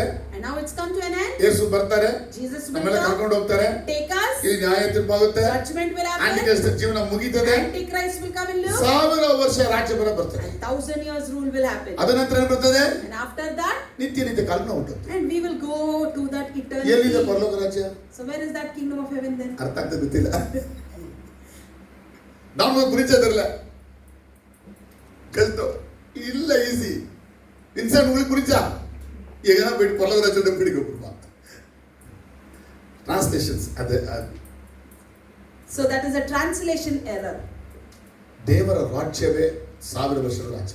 So that 1,000-year rule is the rule of God. ಯೂದರ ಎಲ್ಲ ಮಾಡ Jews don't write. Mark and look ದೇವರ ರಾಜ್ಯ ಅಂತಾನೆ ಬರೀತಾರೆ. See, Mark and Luke, when they write the gospel, they wrote as kingdom of God. ಅದೇ ಮ್ಯಾಥ್ಯೂ ಎಲ್ಲ ಉಂಟ ನಶದಿಗೋ. Don't think that Matthew failed to write it. Only in ಮಧ್ಯದಲ್ಲಿ ಪುರುಷ ಪುಸ್ತಕ ದೇವರ ರಾಜ್ಯ ಇರುತ್ತಾರೆ. And only in 5 places he wrote off as kingdom of God. 32 இடங்கள்ல அவர் எழுதல ದೇವರ ರಾಜ್ಯದ ಬರ್ತಾರೆ. He wrote as kingdom of heaven instead of kingdom of God. ಈಗ ಅರ್ಥ ಆಗ್ತದೆ. ದೇವರ ರಾಜ್ಯ ಆದಾಮ ಅವಳ ಒಳಕ್ಕೆ ಇದ್ದಿದ್ದು ಪಿಶಾಚಿ ಕೊಳ್ಳೆ ಹಾಡ್ಬಿಟ್ಟ. So the kingdom of God was in Adam and Eve and Satan stole it. ಈಗ ಯೇಸು ಭೂಮಿಗೆ ಬಂದಾಗ ಪಿಶಾಚಿ ಯಾಕೆ ಬರ್ಬೇಕು ಯೇಸುವಿನ ಸಂಸಕ್ಕೆ? So when Jesus came to this world, why Satan had to come and meet Jesus? ಬಿನ್ಸಕ್ಕೆ ಸ್ವಲ್ಪ ಯೇಸು ಒಂದು ಪಿಶಾಚಿಯ ಯೇಸುವಿನ ಒಂದು ಮೀಟ್ ಮಾಡ ಅಂತ ಹೇಳ್ತಾರೆ. When Jesus was in the world, why Satan came to meet Jesus? ಎದಕ್ಕೆ ಯೇಸು ಮೀಟ್ பண்ணாங்க? ಯೇಸುನ ಕೂಪಿட்டாರ? Did Jesus call him? ಯೇಸು ಪಿಶಾಚಿನ ಕರೆದನಾ? Did Jesus call Satan? ಆಯಾಮಲೆ ಬೇಸನವಂತ Come, I have to talk to you. ಐ ಚಡ್ಡೆ ಮಾಡಬೇಡ ಅವರೇ. He never cares. ಯೂಸ್ಲೆಸ್ ಬೇರೆ. He is useless. ಅವರೇ ಕೂಡ ಬರಾರೆ. Why will he God? Voluntary ಅವರ ಪೇ. And ವಾಲಂಟರಿ ಅವರ voluntarily Satan is coming. ನಂತ ಪರಲೋಕ ಪಿತ. And he is telling, I am that king. ಯಾರು ಗಿಟ್ಟ ಬಂದೆ? With whom he is telling? Jesus ಗಿಟ್ಟ ಬಂದೆ. ಜೀಸಸ್ ಬಂದ್ಬಿಟ್ಟು ನಾನೇ ದೇವರು ಅಂತ ನೀವು. He is coming near Jesus. ನನಗೆ ಈ ಭೂಮಿಯ ಎಲ್ಲಾ ಅಧಿಕಾರಗಳು ಕೊಟ್ಟಿದ್ದಾರೆ. And he is telling to Jesus that all authority of the world is given to me. ಯಾರು ಕೊಟ್ಟಿದ್ದಾರೆ ಅಧಿಕಾರ? Gave him that authority. ದೇವರು ಕೊಡ್ಲಿಲ್ಲ. God never gave. ಆದಾಮಿಗೆ ಕೊಟ್ಟಿದ್ದು. It was given to ಆದಾಮನಿಗೆ ಮಾತಾಡಿವನು. He spoke. ಆದಾಮ ಕೇಳಿದರಿಂದ And because ಆ ರಾಜ್ಯವನ್ನು ಕಿತ್ಕೊಂಡಿದ್ದು. and it took away or ಈಗ ದೇವರ ರಾಜ್ಯ ಕೈಲಿದೆ. now in whose hand the kingdom of ಪಿಶಾಚಿ God? ಕೈಲಿ. It is in the hands of the ಎಲ್ಲಿ Satan. ತನಕ ಇದೆ? Until when? ಯೇಸು ಶಿಲುಬೆಯಲ್ಲಿ ಅವರನ್ನು ಜಯಿಸಿದನು ಅವರ ಕೈಲಿ ಇರ್ತದೆ. Until Jesus wins over him in the cross, it is with him. ಒಂದು ದೇವರ ರಾಜ್ಯವು ಅವರ ಕೈಲಿದೆ. The kingdom of God ಈ is in him. ಭೂಮಿಯ ಸರ್ವ ಅಧಿಕಾರಗಳನ್ನು ತನ್ನ ಕೈಯಲ್ಲಿ ಹಿಡಿದಿದೆ. And the whole world and its power is in his hands. ಎರಡರ ಮೇಲೆ ಯೇಸು ಜಯ ಹೊಂದಿದ್ದಾನೆ. Jesus won over all these two. ಅದರಲ್ಲಿ ಒಂದು And in that one, ಈಗ ನಮಗೆಲ್ಲ ದೇವರ ರಾಜ್ಯ ಒಳಕ್ಕೆ ಬರುವಂತೆ ಯೇಸು ಮಾಡ್ತಾ ಇದ್ದಾನೆ. and now God is making that kingdom of God to come ಇಲ್ಲಿ in ಮೂಲಕ us. ದೇವರ ಕೈಗಳಿಗೆ ಇನ್ನು ಬಂದಿಲ್ಲ, ಬರ್ತದೆ ಮುಂದೆ. In the whole earth, it will come in the hands of God in future. ಕಷ್ಟ ಆಯ್ತಾ ಅಂತ ಇದು ಕಷ್ಟ ಆಯ್ತು, ತುಂಬ ಕಷ್ಟ ಆಯ್ತು. How many of you felt this teaching ಅವರೆಲ್ಲ tough? ಪುರಿಚಿಲ್ಲ. I hope you understood them. ಅಮಲಕ ಪುರಿಚಿಲ್ಲ. ವೆರಿ ಗುಡ್ ಅಂಕಲ್ ತ ಕರೆಕ್ಷನ್ ಬ್ರದರ್. Thank you. ರಂಗಮ್ಮ என்ன புரிச்சிங்களா? பரவாயில்ல, எவ்வளோனா புரிட்டோம், எவ்வளோனா புரிச்சிக்கோ. ಎಷ್ಟು ಆಗುತ್ತೆ ಅಷ್ಟು ಅರ್ಥ ಆಗಲಿ. தொடர்ந்து நான் பேச தப்பு இனிமேல். ಯಾಕೆಂದ್ರೆ ಇನ್ನು ಮುಂದೆ ನಾನು ಮಾತಾಡ್ಲಿಕ್ಕೆ ಇರ್ತೇನೆ. ದೇವರ ರಾಜ್ಯವನ್ನ ಪಿಶಾಚಿ ಕದ್ಕೊಂಡ್ಬಿಟ್ಟ. The kingdom of God is stolen by Satan. ಈಗ ಮನುಷ್ಯರಿಗೆ ದೇವರ ರಾಜ್ಯ ಇದೆಯಾ? So is God's kingdom in man now? No. ಯಾರ್ಗಿட்ட ನಗಿದೆ? Is it with anyone here? ಯಾರ್ಗಿட்ட ಇಲ್ಲ. No. ಎಲ್ಲಾ ರಾಜ್ಯ ಅವನೇ ಬಿಚ್ಚಿದ್ದ. Because the whole kingdom is in his hand now. ಅದಕ್ಕಾಗಿನೇ ದೇವ ಜನಗಳನ್ನು ಕೂಡ ಬಿಡದೆ ಅವನು ಎಲ್ಲಾ ಕಾಲಘಟ್ಟಗಳಲ್ಲಿ ಅಧಿಕಾರ ಮಾಡಿಕೊಂಡೆ ಬಂದ. So only he didn't leave the children of God in all the period, he continuously attacked them. ದೇವ ಜನಗಳನ್ನು ಜಯಿಸಕ್ಕೆ ಆಗಲಿಲ್ಲ. And the children of God couldn't win over him. ಅಧಿಕಾರಗಳೆಲ್ಲ ಅವನ ಕೈಲಿ ಹೋಗ್ಸಕ್ಕೆ. Because all the authority was in his hand. ಅದಕ್ಕೆ ದೇವರು special ಅಧಿಕಾರ ಕೊಟ್ಟರು. So God gave us special authority. ಮೋಶೆ ಕಾನೂನು ತಂದ್ರು. He brought the law of Moses. ಪ್ರವಾದಿಗಳನ್ನು ತಂದ್ರು. Brought the prophets. Special power ಅನ್ನು ಕೊಟ್ಟರು. And he gave us special power. ಅದನ್ನ ಕೆಲವು ಉಪಯೋಗಿಸಿಕೊಂಡ್ರು. Some utilized. ಬಹಳ ಮಂದಿ ಉಪಯೋಗಿಸಿಕೊಂಡ್ರು. But many failed to utilize. ಅದಕ್ಕೆ ದೇವ ಜನಗಳು ದೇವರ ಯೋಜನೆಯಲ್ಲಿ ನೆಲೆನಾಟಕ್ಕೆ ಆಗ್ತದೆ. So only God's people could not stand firm in his plan. ಈಗ ಯೇಸು ಯಾಕೆ ಬಂದರು ಭೂಮಿಲಿ? And why Jesus came to this earth? ಯಾವ ಪಿಶಾಚಿ Which Satan ತನ್ನ ಮಕ್ಕಳ ಒಳಗೆ ಇರುವಂತ ದೇವರ ರಾಜ್ಯನ ಕಿತ್ಕೊಂಡಿದ್ದಾನೋ, has taken that kingdom of God that is in the ಈಗ children. ಮತ್ತೆ ಎಲ್ಲ ಮನುಷ್ಯರ ಒಳಗೆ And again in all men, ದೇವರ ರಾಜ್ಯವನ್ನು ಬಿತ್ತುವುದಕ್ಕಾಗಿ ಯೇಸು ಬಂದಿದ್ದು. to sow that kingdom, Jesus has come. கொஞ்சம் புரிஞ்சுக்க, ஏதாவது கொஞ்சம் மூச்சு விடுங்க பாருங்க. If you have understood little, at least breathe. இயேசு எதுக்கு வந்தாரு? Why Jesus came? நமக்குள்ள தேவராஜ்யத்தை, ஓ நம்மளுக்கு தேவராஜ்யம் But for us, for about the kingdom of God, எல்லாம் தெரியும். we think we know ஒண்ணுமே everything, தெரியாது. but we don't know. நமக்கு தேவராஜ்யம் தெரியல, பல்லக ராஜ்யம் தெரியல, We don't எந்த know ராஜ்யம் God's தெரியல. kingdom, we don't know the kingdom of heaven, we don't know any kingdoms. ஆனா இயேசு ஏன் வந்தாரு? But why Jesus நமக்குள்ள came? In us, எந்த தேவராஜ்யத்தை மனுஷன் இழந்து போயிருக்கானோ which kingdom அந்த தேவராஜ்யத்தை man has lost, நமக்குள்ள ஸ்தாபிக்கிறதுக்காக தான் to இயேசு establish வந்தார். that kingdom, Jesus has come. இப்ப தேவராஜ்யம் வெளியே கதா உள்ளுக்குதா? So is that kingdom of God outside or inside? வெளியே இல்ல. It's not outside. ದೇವರಾಜ್ಯ ಉள்ள ಇருக்கு. The kingdom of God is ಲೂಕ inside. 17:21 ಅನ್ಸುತ್ತಲ್ಲ? Luke 17:21. ದೇವರ ರಾಜ್ಯ ನಿಮ್ಮಲ್ಲಿಯೇ ಇದೆ. The kingdom of God is in you. இந்த ராஜ்யத்தை ஸ்தாபிச்சவர் யாரு? And who established this kingdom? Jesus. It was Jesus. ಈ ರಾಜ್ಯವನ್ನು ಹೆಂಗೆ ಸ್ಥಾಪನೆ ಮಾಡಕ್ಕೆ ಆಗುತ್ತೆ? And how can they establish that kingdom? எப்படி இந்த ராஜ்யம் ஸ்தாபிக்க முடியும்? How can they? இந்த ராஜ்யத்தை ஸ்தாபிக்கக்கூடிய இயேசுவை அவங்க நம்பும்போது, And when they believe in Jesus, who ಈ ದೇವರ ರಾಜ್ಯವನ್ನು ಸ್ಥಾಪಿಸುವ ಯೇಸುವನ್ನು ಅವರು ನಂಬುವಾಗ, when they believe this Jesus who establishes the ಆ kingdom, ಯೇಸುವನ್ನು ಸ್ವೀಕಾರ ಮಾಡುವಾಗ, and they accept that Jesus, ಅವರ ಪಾಪಗಳಿಂದ ಅವರು ಹೊರಗೆ ಬರುವಾಗ, when they come out of their sins, ಅವರ ಒಳಕ್ಕೆ ದೇವರ ರಾಜ್ಯವನ್ನು ಸ್ಥಾಪಿಸುವ in them the kingdom of God will be established. ಎಲ್ಲ ದೇವರ ಮಕ್ಕಳ ಜೀವಿತಗಳಲ್ಲಿ ದೇವರ ರಾಜ್ಯ ಸ್ಥಾಪನೆ ಆಗಬೇಕು. In all the children of God's life, the kingdom of God should be established. ನಿಮ್ಮ ಒಳಕ್ಕೆ ದೇವರ ರಾಜ್ಯ ಇದೆಯಾ ಪ್ರಶ್ನೆ So ನೋಡಿ. in you, do you have that kingdom of ನಿಮ್ಮ God? ಒಳಗೆ ಯೇಸು ಇದ್ದಾನೆ ಅನ್ನೋದಲ್ಲ, ದೇವರ ರಾಜ್ಯ ಇದೆಯಾ? So Jesus is residing in you. That is secondary. Is the kingdom of God in you? ದೇವರ ರಾಜ್ಯ ಇದೆ ಅನ್ನೋದಾದರೆ You say the kingdom of ಈ God. ದೇವರ ರಾಜ್ಯ ಸ್ಥಾಪಿಸುವ ಯೇಸುವನ್ನು ನಂಬಬೇಕು. You need to believe in Jesus who established. ಅವರ ಕಡೆ ನೀವು ತಿರುಗಬೇಕು. Turn ನಿಮ್ಮ towards Him. ಪಾಪಗಳನ್ನ ಅರಿಕೆ ಮಾಡಬೇಕು. ಅವರಲ್ಲಿ ಕ್ಷಮಾಪಣೆ ಹೊಂದಬೇಕು. You need to ask forgiveness. ಯಾವ ರೀತಿ ಪಿಶಾಚಿ ಮಾತು ಕೇಳಿ ದೇವರ ರಾಜ್ಯ ಕಳ್ಕೊಂಡ್ರು, How by listening to Satan's word you lost the ಈಗ kingdom. ಯೇಸುವಿನ ಮಾತನ್ನು ಕೇಳಿ ದೇವರ ರಾಜ್ಯವನ್ನು ಸ್ಥಾಪನೆ ಮಾಡಿ. By listening to Jesus you can establish His kingdom. ಕೇಳೋದ್ರಿಂದಲೇ ಬರುತ್ತೆ. ಅದಕ್ಕೆ ಯಾಕೋಬ ಹೇಳ್ತಾನೆ, So James says, 1:21 ಹೀಗೆ ಹೇಳ್ತಾನೆ, ದೇವರ ವಾಕ್ಯವನ್ನು ಕೇಳುವವರು ಮಾತ್ರ ಆಗಿರಬೇಡಿರಿ. you should not only be the listeners of the word of God, but do be as a doer. ಕನ್ನಡಿ ನೋಡ್ಬಿಟ್ಟು By looking at ತಿರ್ಗಾ the ಬಂದು word, again you come, ತಿರ್ಗಾ ಮೂಗೇನ ಸೆಪ್ಟಾಗೋಯ್ತು ಅಂತ ಮತ್ತೆ ತಿರ್ಗಾ ನೋಡಿ. and again thinking your nose is crooked, ತಲೆ and ಇದ್ದದೆ ಬಾಚ್ಕೊಂಡು ಬಂದು again you comb your ತಿರ್ಗಾ hair, ಒಂದ್ಸತಿ ನೋಡೋಣ ಏನಾದ್ರು ಕೂದಲೆಲ್ಲ ಹಾರ್ಕೊಂಡು ಹೋಯ್ತಾ. again you want to ಎಲ್ಲ know ಹಾರ್ಕೊಂಡು ಹೋಯ್ತದು. where will it ಈಗ go? ತಲೆ ಬಾಚಿದೆ, ಅಲ್ಲೇ ತಲೆ ಇದೆ. Now you comb. ತಿರ್ಗಾ ಬಾಚ ಅವಶ್ಯಕತೆ ಏನಿದೆ? What is necessary for you to ನಾವು comb? ಮಾಡ್ತೀವಲ್ಲ ಅದೇ ರೀತಿ ದೇವರ ವಾಕ್ಯ ಓದ್ಬಿಟ್ಟು Similarly, when read the word ವಾಕ್ಯನೇ ಗೊತ್ತಿಲ್ಲ and we say I don't know the word, ಹಂಗಾಗ್ಬೇಡಿ. don't be like that. ಇದಕ್ಕೇನ್ ಕಾರಣ ಅಂದ್ರೆ ಸರಿಯಾಗಿ ಕೇಳ್ಕೊಳ್ಳಿಲ್ಲ. You didn't listen properly. Bible ಹೇಳುತ್ತೆ ಕೇಳಿಕೊಳ್ಳುವವರು ಭಾಗ್ಯವಂತರು. The Bible says one who hears are blessed. ಕೇಳಿಕೊಳ್ಳುವನಿಲ್ಲದೆ ಹೋದರೆ If there is no listener, Devaraja ಯಾರಲ್ಲಿ ಬರಕ್ಕಾಗುತ್ತೆ? in whom can that kingdom of heaven come? ಯಾರ ಮಾತನ್ನು ಕೇಳಿಲ್ಲಲ್ಲ. You didn't listen to anybody's words. ಯಾರ ಮಾತು ಕೇಳಿದ್ರು ದೇವರಾಜ ಬರಲ್ಲ ತಾನೆ.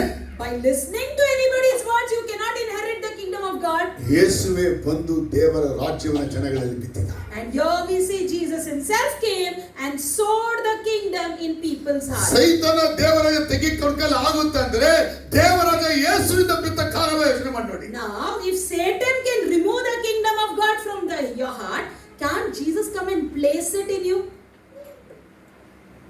ಯೇಸು ಸ್ವಾಮಿ ದೇವರ ರಾಜ್ಯವನ್ನು ನಮ್ಮಲ್ಲಿ ಬಿತ್ತುತ್ತಾನೆ. So Jesus will come and sow His kingdom in our heart. ಯಾವಾಗ ಅವರನ್ನು ನಂಬುವಾಗ, When? Only when we ಅವರಿಗೆ ನಮ್ಮ believe. ಪಾಪಗಳನ್ನು ಅರಿಕೆ When we ಮಾಡುವಾಗ, confess our sins to ಅವರಲ್ಲಿ Him. ಕ್ಷಮಾಪಣೆ When we ಕೇಳುವಾಗ, ask forgiveness ಅವರ to Him. ಮಗುವಾಗುವಾಗ When we become His ದೇವರ child, ರಾಜ್ಯ ನಮ್ಮಲ್ಲಿ ಬಿತ್ತದ್ದು. the kingdom of God will be sown in you. ನಿಮ್ಮ ಒಳಕ್ಕೆ ದೇವರ ರಾಜ್ಯ ಬಿತ್ತಲ್ಪಟ್ಟಿದೆ. The kingdom of God is sown in you.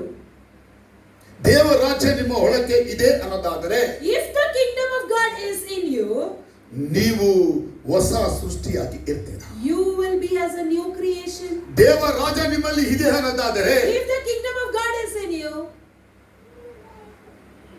ನೀವು ರೂಪಾಂತರ ಹೊಂದಿರಾ. you will be transformed. ದೇವರ ರಾಜ್ಯ ನಿಮ್ಮಲ್ಲಿ ಇದೆ ಅನ್ನೋದಾದರೆ And the kingdom of God is in you. ನಿಮ್ಮಲ್ಲಿ ಫಲಗಳು ಕಾಣಿಸಲ್ಪಡುತ್ತದೆ. The fruits will be seen in you. ಯಾವ ಫಲಗಳು?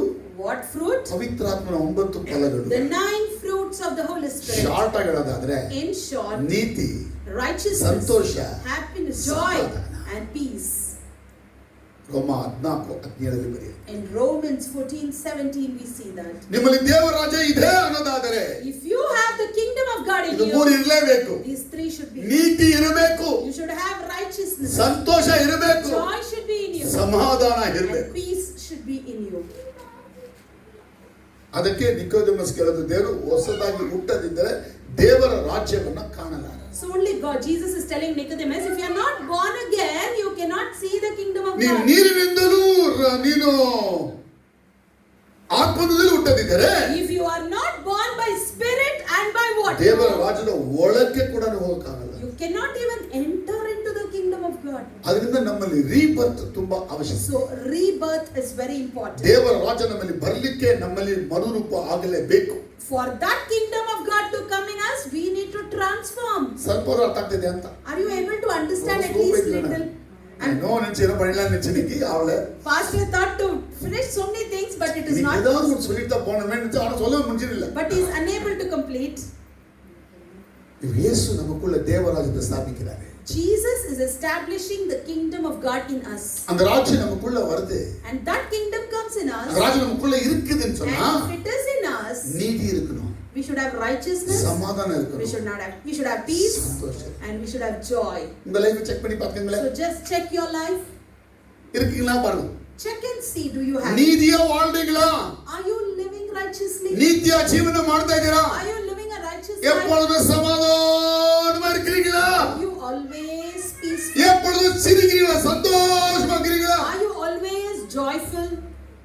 இது காட்டுது உங்களுக்குள்ள தேவனுடைய பரிபூர்ண ராஜ்யம் இருக்கு. This shows that you have completeness of the kingdom of God in you. இருக்கு பிரதர், கொஞ்சம் அநீதி பண்ணிடுறேன். I have brother, but slight unrighteousness. இதுக்கு அப்படி மாத்திர அடுத்துக்கு இப்படி மாத்திர. I'll change this towards that side and that towards this அப்போ side. உங்களுக்கு இருக்கிற தேவ ராஜ்யம் கரெக்ட் இல்ல.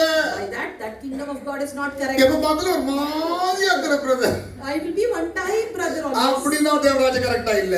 Also the kingdom of God is not correct. சிரிக்கவே மாட்ற. எங்க சிரிக்க விடுறாங்க brother? Where are the people not let me to laugh? அப்படியே தேவ ராஜ்யம். Then also the kingdom of God is not in you. இயேசு கிட்ட சொல்லிட்டார் பூமியில. Jesus also said this. இந்த யூதர்கள்லாம் ரொம்ப தொந்தரவு கொடுக்குறாங்கப்பா. These Jews are அத trouble. அழுதே இருக்கிறேன்.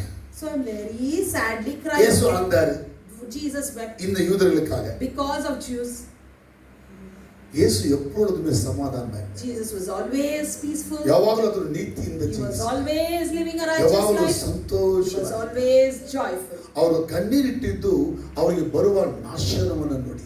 He wept by looking at the destruction that he faces. நாமளும் ஜெபத்துல போய் கண்ணீரிடுறோம். Even ஆத்துமாக்கள் அழிந்து we போறது. pray in tears. எனக்கு 100 ரூபாய் கிடைக்கிறதுக்கு அழ போறதல்ல. I will not cry because I didn't get 100 rupees. ನನಗೆ ಮನೆ ಇಲ್ಲದಕ್ಕಾಗಿ ದುಃಖವಾಗಿ ಕುಳಿತುಕೊಳ್ಳಕ್ಕಿಲ್ಲ.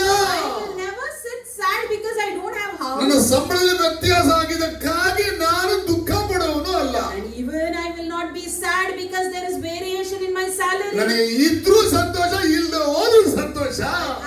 I am happy if I don't. ಯಾಕಂದ್ರೆ ಈ ಸಂತೋಷ ತಂದವರು ಯಾರಂದ್ರೆ ದೇವರಾದ ಯೇಸು, ದೇವರ ರಾಜ್ಯ ಕೊಟ್ಟಿದ್ದ. Because who gave this joy? It was Jesus Christ who gave this joy. ಹಬಕ್ಕೂಕ ಹೇಳ್ತಾನೆ, ನಾನು ಯಾವಾಗಲೂ ಕರ್ತನಲ್ಲಿ ಸಂತೋಷಿಸುತ್ತೇನೆ. And Habakkuk says, I will rejoice in the Lord ಎಣ್ಣೆ always. ಮರದಲ್ಲಿ ಕಾಯಿಗಳು ಬಿಡದೆ ಹೋದರು. Even the olives may not have seed. ದನದ ಮಂದೆಗಳಲ್ಲಿ ನನಗೆ ದನ ಇಲ್ಲದೆ ಹೋದರು. Even if the ox is not in its shed. ಅಥವಾ ಕೊಟ್ಟಿಗೆಯಲ್ಲಿ ನನಗೆ ಕುರಿಗಳು ಇಲ್ಲದೆ Even ಹೋದರು. if the sheep is not in its shed. ನಾನು ಬಯಸುವುದಲ್ಲಿ ನನಗೆ ಸಿಗದೆ ಹೋದರು. Whatever I expect, I may not ನನ್ನ find. ಸಂತೋಷ ನನ್ನ ಯೆಹೋವನಲ್ಲಿ. I rejoice in my Lord. ಇದು ಯಾವ್ದು ಸೈನ್ ಇದು? ಯಾವ What ಗುರುತು? sign is this? ನಿಮ್ಮ ಒಳಗೆ That in you, ದೇವರ ರಾಜ್ಯ kingdom of God ಇದೆ. ತುಂಬಾ ದುಃಖ ಫಸ್ಟ್.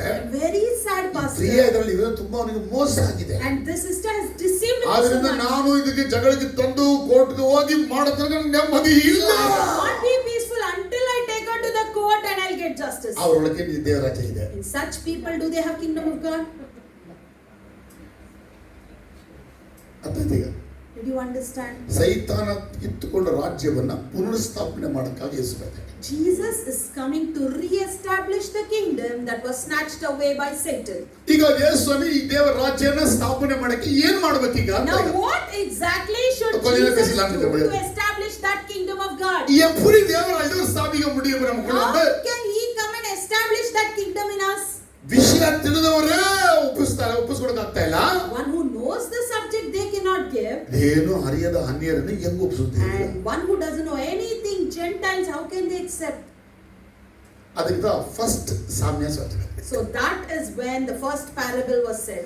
ಮೊದಲನೇ ಸಾಮ್ಯ, which is the first parable. ಹೆಂಗ சொன்னாரு? And where did he say that? யாரா சொல்லுவீங்களா? Can anybody tell? gospel படிச்சிட்டு யாரா சொல்லுவீங்களா? எங்க பண்றது first? Anybody who read the gospel, can you say where did he do that first parable? ஐயோ அந்த அது கேட்டது இல்ல. எங்க எந்த இடத்துல சொன்னாரு? In which place? புரியல. ಫಸ್ಟ್ ಸಾಮ್ಯ ಹೆಂಗೆ சொன்னாரு? The first parable, in which place did he say? ನನ್ನ ಪ್ರಶ್ನೆ, ಮೊದಲನೇ ಸಾಮ್ಯವನ್ನ ಎಲ್ಲಿ ಯಾವ ಸ್ಥಳದಲ್ಲಿ ಹೇಳಿದ್ರು? The first parable, where, in which place did he say? ಇಲ್ಲ, ಆನ್ಸರ್ ಇಲ್ಲ. ಬೇರೆ ಯಾರು? ನಮಗೆ ಫಸ್ಟ್ இந்த parable என்ன சொன்னாரு? First parable of Jesus, where did he say? தாரமா நீ இங்கிலீஷ் லுடு பார்க்கலாம். கலீலியா. அப்படி சொன்னா ஒத்துக்க முடியாது. I cannot accept with that answer. Perfect தான் தேவை. I need that accurate place. முயற்சி சந்தோஷம். நீங்க முயற்சி இப்படி அப்படி Your attempt, I'm happy for your attempt. நம்ம இங்க சாமன பார்க்கறாங்களே பழையங்கோ. சொல்லி கொடுங்க பார்க்கலாம். எங்க நடந்துச்சு? ಶಿವಣ್ಣ ಸಾಮ್ಯವನ್ನ ದೇವರು ಎಲ್ಲಿ ಹೇಳಿದ? ಯಾವ ಸ್ಥಳದಲ್ಲಿ? In which place? ಸಮುದ್ರದಲ್ಲಿ ಏನು ಕರೆಕ್ಟ್ ಆಗಿ ಕರೆಕ್ಟ್ ಅದು ಎಲ್ಲಿ? ಯಾವ ಸ್ಥಳದಲ್ಲಿ? ಸ್ಥಳ ಸೇಮ ನೋಡ್ತಾ ಇದ್ದಾರೆ. ಶಿವಣ್ಣ ಬೇಜಾರು ಮಾಡ್ಕೋಬೇಡಿ, ನಿಮ್ಗೆ ಇತ್ತು ಇಷ್ಟ ಬಿಡ್ತಾರೆ. ಸೊ ರಾಮನ ಅಲ್ಲೆಲ್ಲೂಯ ಯಾರು ಬಿಸ್ಕೆಟ್ ನಮ್ದು ಈ ಸೊಲಿಗೆ சும்மா ஒன்று கொடுத்து பார்க்கலாம். எல்லாம் சொன்னாங்க அப்படி. அமலங்கால் இல்லை சொல்ல போறீங்களா? எந்த இடம்? நான் அத்தை கேட்கறது வச்சு ஒரு சாரி இவ்வளவு கேட்டேன். அதான் எந்த ஊர்? எல்லா பைபிள் படிச்சுக்கிறீங்க, ஒருத்தர் சொல்ல மாட்டீங்களே. வின்சன் பிஸ்கட்லாம் வின்சன் எங்கப்பா? என்னங்க காஸ்பல படிச்சுட்டு சொல்லாதீங்களோ? சின்ன எதுல பண்றீங்களா? காணவர் கல்யாணம் ஐயோ இல்லவே விட்டுருக்க தெரியல. கல்யாணத்துக்கு சாப்பிட சொல்ல முடியும் அவரு. எனக்குலாம் சாப்பாடு தரே ಬೇರೆ ಬೇರೆ ಏನಾಯ್ತು?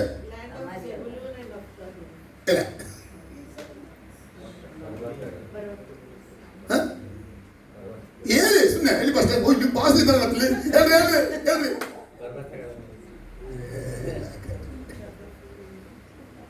ಯಾವಾಗ ಅವರು ಚರ್ಚಿನ ಹೊರಗೆ ಅಡ್ಡಲಾಯ್ತು? When Jesus was put out from the synagogue, ಯೇಸುವನ್ನು ಯಾವಾಗ ಸಭೆಯಿಂದ ಹೊರಗೆ ತಳ್ಳಿದರೋ, and when they put Jesus out of the synagogue, ಅವರು ಸೇವೆ ಮಾಡಿದ ಸ್ಥಳಗಳು ಚರ್ಚ್ ಬಿಟ್ಟು ಎಲ್ಲ ಕಡೆಗಳಲ್ಲಿ, and he went and ministered in every places other than church. ಸಮುದ್ರ ತೀರದ ಜನ ಬಂದ ಹೋಗ್ತಾ ಇರ್ತಾರೋ ಅಲ್ಲಿ, on the seashore when people come there he preached, ಬೀದಿಗಳಲ್ಲಿ, in the streets he started preaching, ಹಬ್ಬದ ಸಮಯಗಳಲ್ಲಿ ಜನ ಬರ್ತಾರೆ ಅಲ್ಲಿ, during the time of feast where people gather, ಫುಟ್ಪಾತ್ಗಳಲ್ಲಿ in the footpath he preached. ಅಲ್ಲಿ ಯಾರು ಬೋಧನೆ ಮಾಡಕ್ಕೆ ಆ ಕಾಲದಲ್ಲಿ ಇರಲಿಲ್ಲ. On those days no one were there to preach in those ಇಲ್ಲಿ days. ಯೇಸು ಹೊಸದಾಗಿ ಸ್ಟಾರ್ಟ್ In ಮಾಡಿದ್ರು. such places Jesus started preaching. இப்போ நீ தமிழ்நாட்டுக்கு போனீங்கன்னா ஸ்ட்ரீட் பிரீச்சிங் எல்லாம் பார்க்கலாம். Now also in Tamil Nadu you can see street preaching. அமெரிக்கால பாருங்க தேவ ஸ்ட்ரீட்ல பிரீச் And பண்றாங்க. even in America we see street preaching. ಇದೆಲ್ಲ ಹೆಂಗೆ வந்து ಯೇಸು ಕತ್ತು ಕೂತಿದೆ. Who thought all this? It was by Jesus. ದೇವನ ತಳ್ಳಲ್ಪಟ್ಟ ಯೇಸು ಎಲ್ಲ ಕಡೆ ಎಲ್ಲೆಲ್ಲಿ ಸಣ್ಣ ಸೇರ್ತಾರೋ ಎಲ್ಲ ಹೋಗಿ ಆತ ಹೇಳಕ್ಕೆ ಸ್ಟಾರ್ಟ್ ಮಾಡಿದ ಶ್ವಾಸ. Jesus was put out from the synagogue. Wherever he gets the place, wherever he finds the crowd, he started preaching. ಆದ್ರೆ ಎಲ್ಲಿ ಸ್ಟಾರ್ಟ್ ಮಾಡಿದಾಗ? But where did he start exactly? ಇಲ್ಲ ಅದೇ ಬಂದಾದೆ. ಇಲ್ಲ ಅದು ತಪ್ಪ. ಇಲ್ಲ ಅದೇ ಅದಿಲ್ಲ. ವಿಮೆ ಈ ಪಂಡಿತರಿಗೆ ಸರಿಯಾಗಿ ಇವರು ಹಿಂಗೆ ಬೇಜಾರು பண்ணிக்க நீங்க யோ அதுதான் எங்க எந்த இடம் சொல்லியா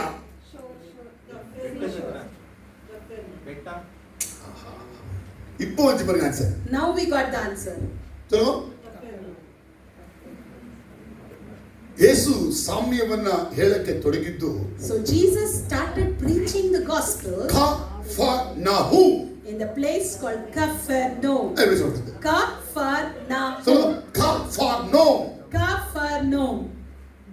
ಇದು ಹೀಬ್ರೂಲ It's Hebrew. ನಮ್ಮ ಬೆಚ್ಚಲೆ ಕಫರ್ನಹೂಮ್ In our language we call it as yo Capernaum.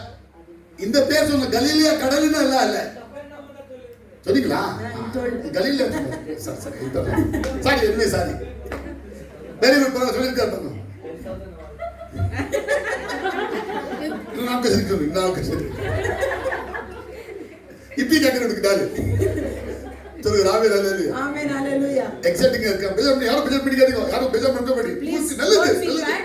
It is good for you. follow me சொல்லுங்க ராமே ஹalleluya Amen, hallelujah. ಆತನು ಕಫರ್ನಹೂಮ್ ಎಂಬ ಪಟ್ಟಣದಲ್ಲಿ ಸಾಮ್ಯಗಳನ್ನು ಹೇಳುವುದಕ್ಕೆ ತೊಡಗಿದ. He started preaching the parables in the city called Capernaum. ಕಫರ್ನಹೂಮ್ ಅಂದ್ರೆ Capernaum means ಅದೇ ನಹೂಮನ ಹಳ್ಳಿ.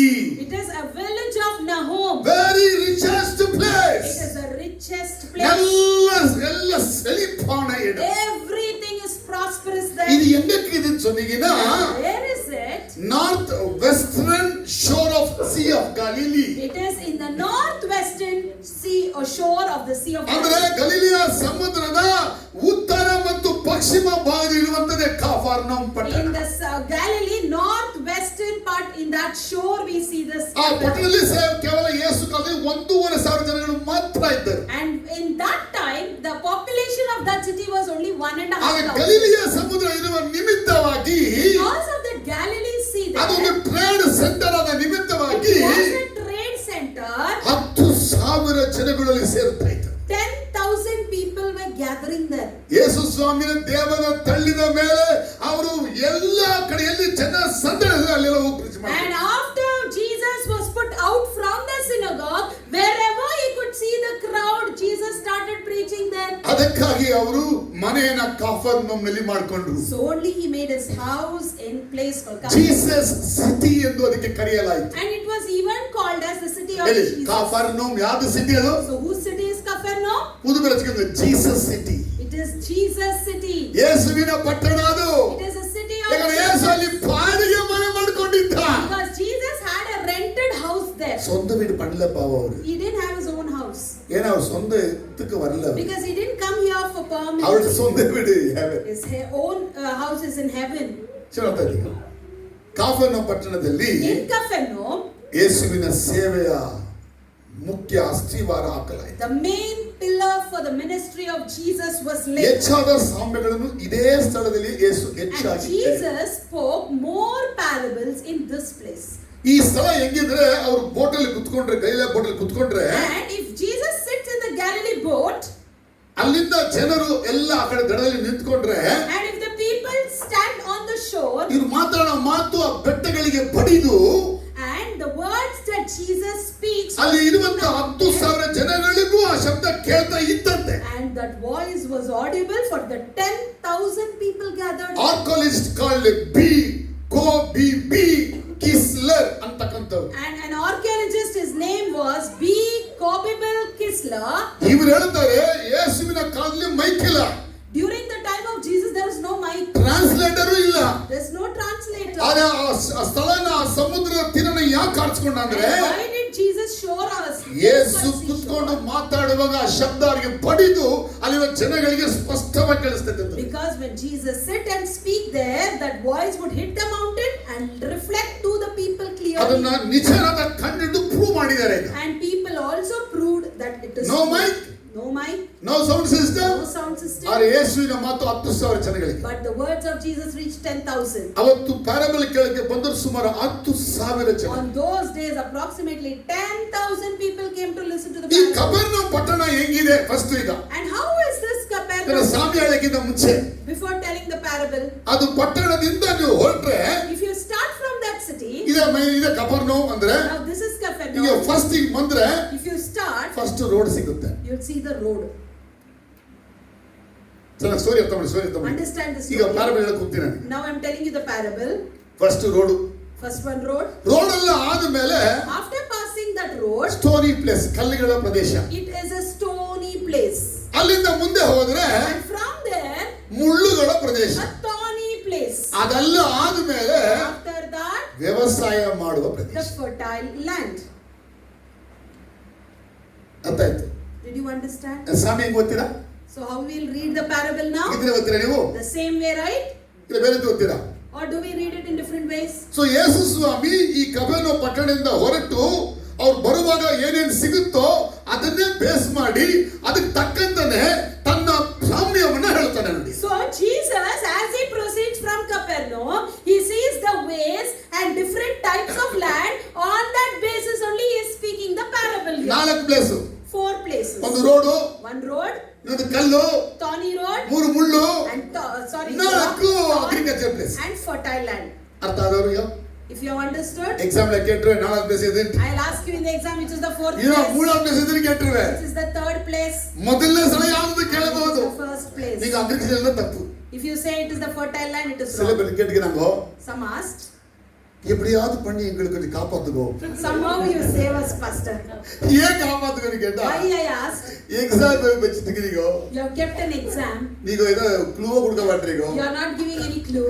ஏதோ சொல்ல மாட்டீங்க. You are not telling anything. இதுல கேக்குறேன்னா சொல்ல மாட்டீங்க, அதுல கேக்குறேன்னா சொல்ல மாட்டீங்க. You are not telling in this or in that. நாம எல்லாம் தோத்து தான் போறோம். We all will be failed. அதுக்கு பெஸ்ட் நீங்க எக்ஸாம் பண்ணி வச்சிருங்க. எக்ஸாம்னா பேப்பர்ல. Oh, so you give us a written exam. 4 நாள்ல இருக்கு அடிஷனலா அது என்ன சொல்றீங்க? Additional sheets. இல்ல பாது ஒரு question Option. And you give us 4 options for it. Tick பண்ணாமல டிக் பண்ணிடுங்க. And we all will tick correctly. நான் சித்த பண்ண சரி இப்படியாவது பண்ணி exam நடத்திடுவோம். I thought, okay, at least like this let me conduct an exam. ஆனா எனக்கு ரொம்ப வேலை. But pastor is having lot of job. யார உட்கார்ந்து எக்ஸாம் எழுத क्वेश्चन பேப்பர் எழுது? I will sit.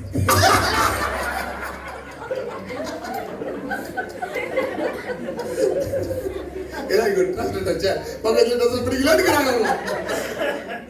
டாட் சொல்றாரு. And Don brother said, என்ன போட்டுங்க pastor. you keep me in that exam committee, pastor. நான் கம்ப்யூட்டர்ல எல்லாம் போட்டு கொடுத்துறது ஃப்ரீயா தான். I'll upload everything in the system. I'm free.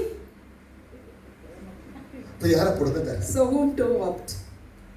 எங்க மாதிரி சொல்ற கை விட்டு தூக்குறாங்க என்ன ஓடி பாக்கோச்சு.